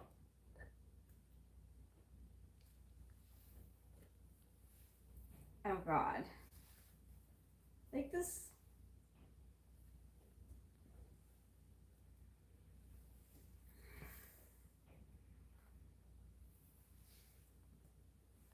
I don't think I've ever seen this guy before. I can see why he gives you the creeps, though. I'll tell you who gives me the creeps. Conan O'Brien. Major creeps. He's such a creep. Ugh. I don't think he is a creep. I've never heard anything about him to justify calling him a creep. But I find him creepy because very much the same reason I find Jimmy Fallon ew. It is ew. And that's kind of what I mean. Is like ew. Like Like trying too hard and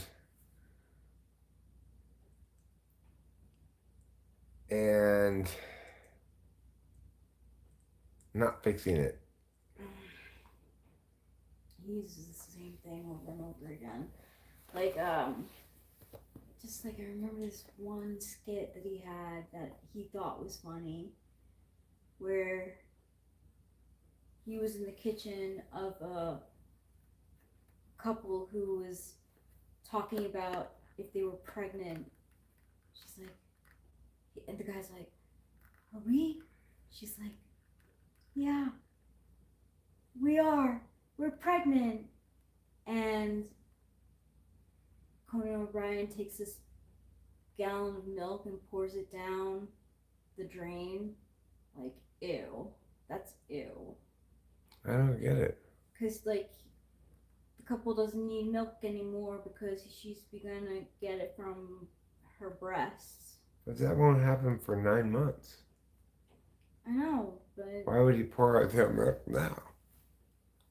I'm telling you, it's just That's the weird. exact question. That my observation there. That's funny.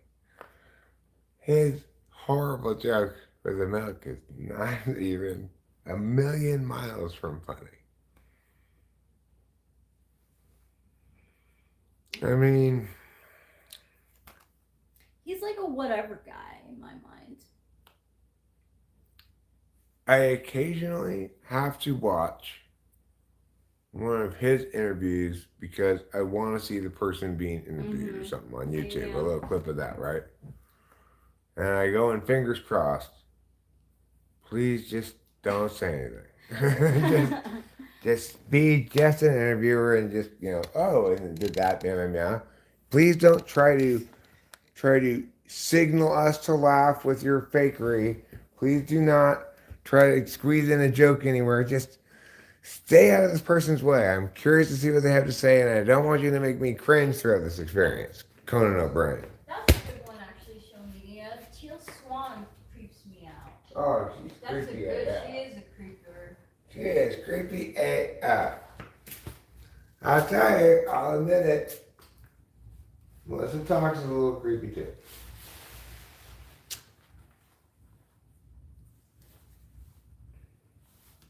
Or maybe histrionic would be a better word than creepy. You think she would try to steal my boyfriend?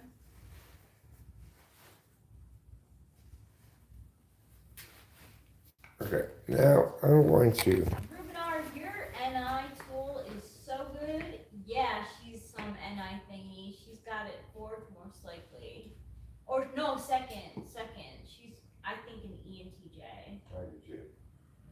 Craig Ferguson did not make me cringe. He seems not fake, I don't think he's especially funny, but he's actually likable. Same thing with Jim. What's that guy's name? The other Jimmy? Yeah, Jimmy Kimmel. I don't think Jimmy Kimmel's very funny, but he doesn't make me cringe, and I do think he's likable. So this is the thing. You got Fallon, who isn't funny, makes me cringe, and isn't likable. You've got Conan, who isn't funny, makes me cringe, and isn't unlikable. I actually dislike Jimmy Fallon even before any of this shit went down. Right? I never liked him. Conan, you just kind of feel bad for, oh, how constitutionally ill-equipped you are for this job. Not funny, makes me cringe, is not likable, but isn't especially dislikable.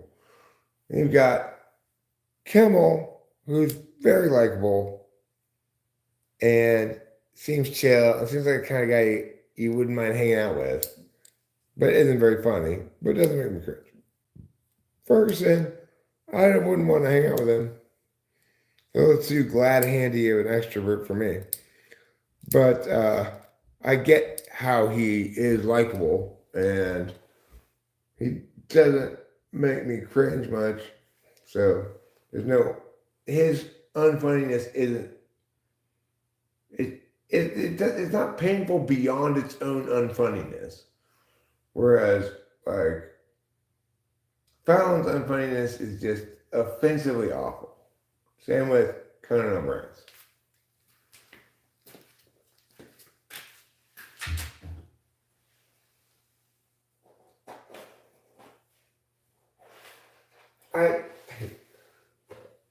You were here not long ago when I stood this cat litter box. Yet I come outside and then once again fall of shit.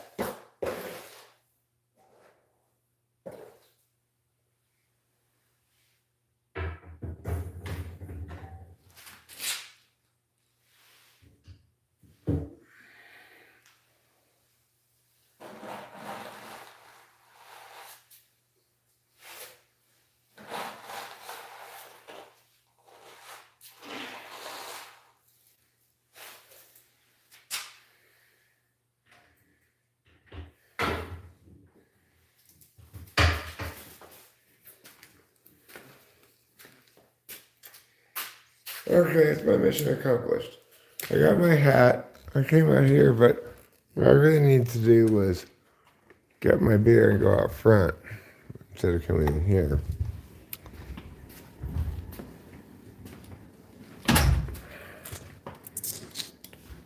I've got my glasses, got my hat, got my 2 jackets on.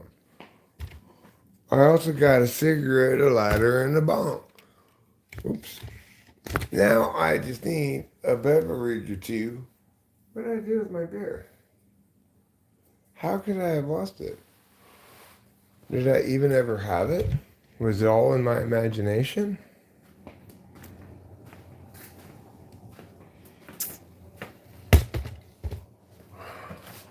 Well, I'm just gonna have to take a chance on there being a full beer sitting someplace where I lost it. This is where I am weak. I'm weak like a little girl when it comes to keeping track of shit. Like beers, hats.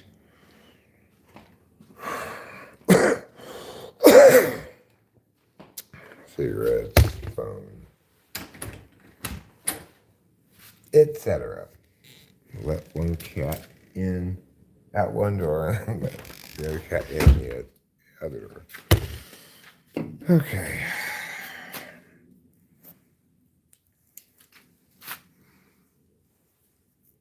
Good night, Majestic.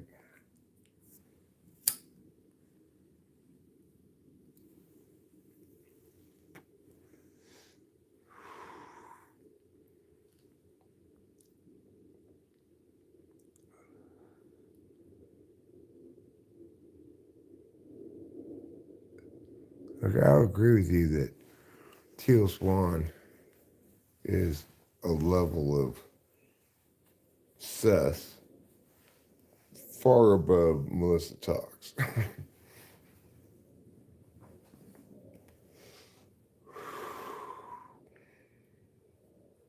Sus is short for suspicious,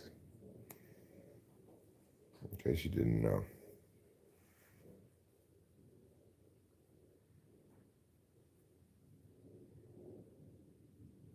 After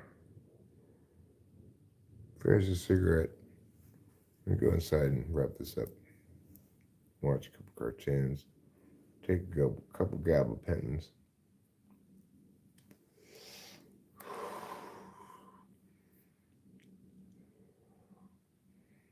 And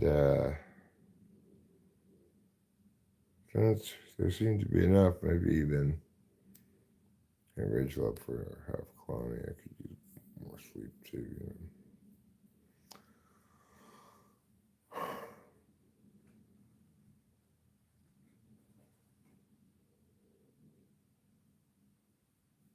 I have 2 cartoons left? Yes. Earlier today, I watched the first cartoon, which was Rising of the Shield Hero 3. It was a good episode, but I was kind of distracted watching it, thinking about house stuff.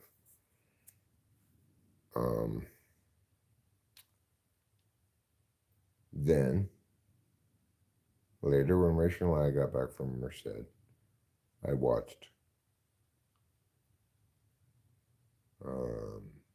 Goblin Slayer 2. And it was not a very good episode of Goblin Slayer 2, which is kind of started to dip a bit in quality over the course of this season.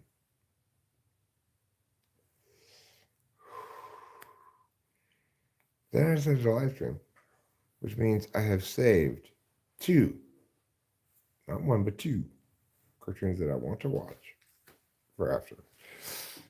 The first of these is called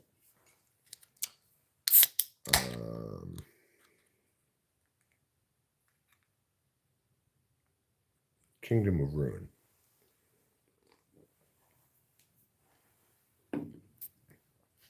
It's pretty hardcore in that It's like it's basically a genocide cartoon where first the kingdom of this one kingdom on Earth. Originally, there are witches and people, and they peacefully coexist. This one kingdom on Earth basically exterminates all the witches, including this one human apprentices, like mother witch, teacher witch, or whatever. And then imprisons him in this barbaric way for years. He finally breaks out and is determined to kill every human on Earth. First, facilitates that same kingdom finishing its genocide of the witches, finishing them off, destroying the last chance they have for coming back at all, and then gets himself back down to Earth, where he's steadfast in his plan to kill every person on the planet. So, and he's the hero, right? He's like the main character. You root for him. You find yourself going, "Wow, I hope he does it. Fuck those people."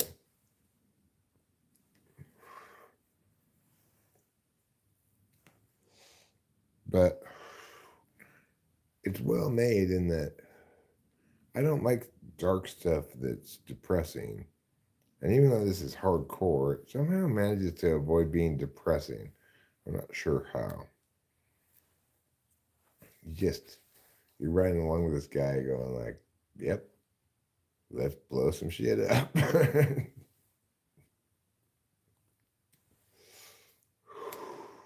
I got Attack on Titan too. You know, by the spoiler alert, should be.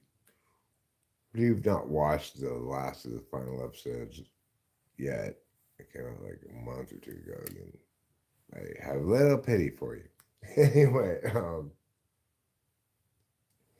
well, Rachel hasn't watched it, but the point is,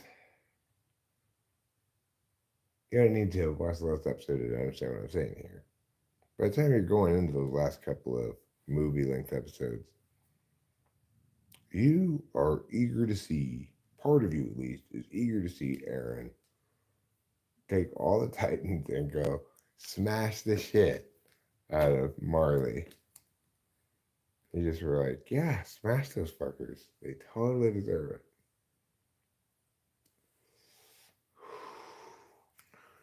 And that's how cartoons teach us about ourselves and our inner darkness.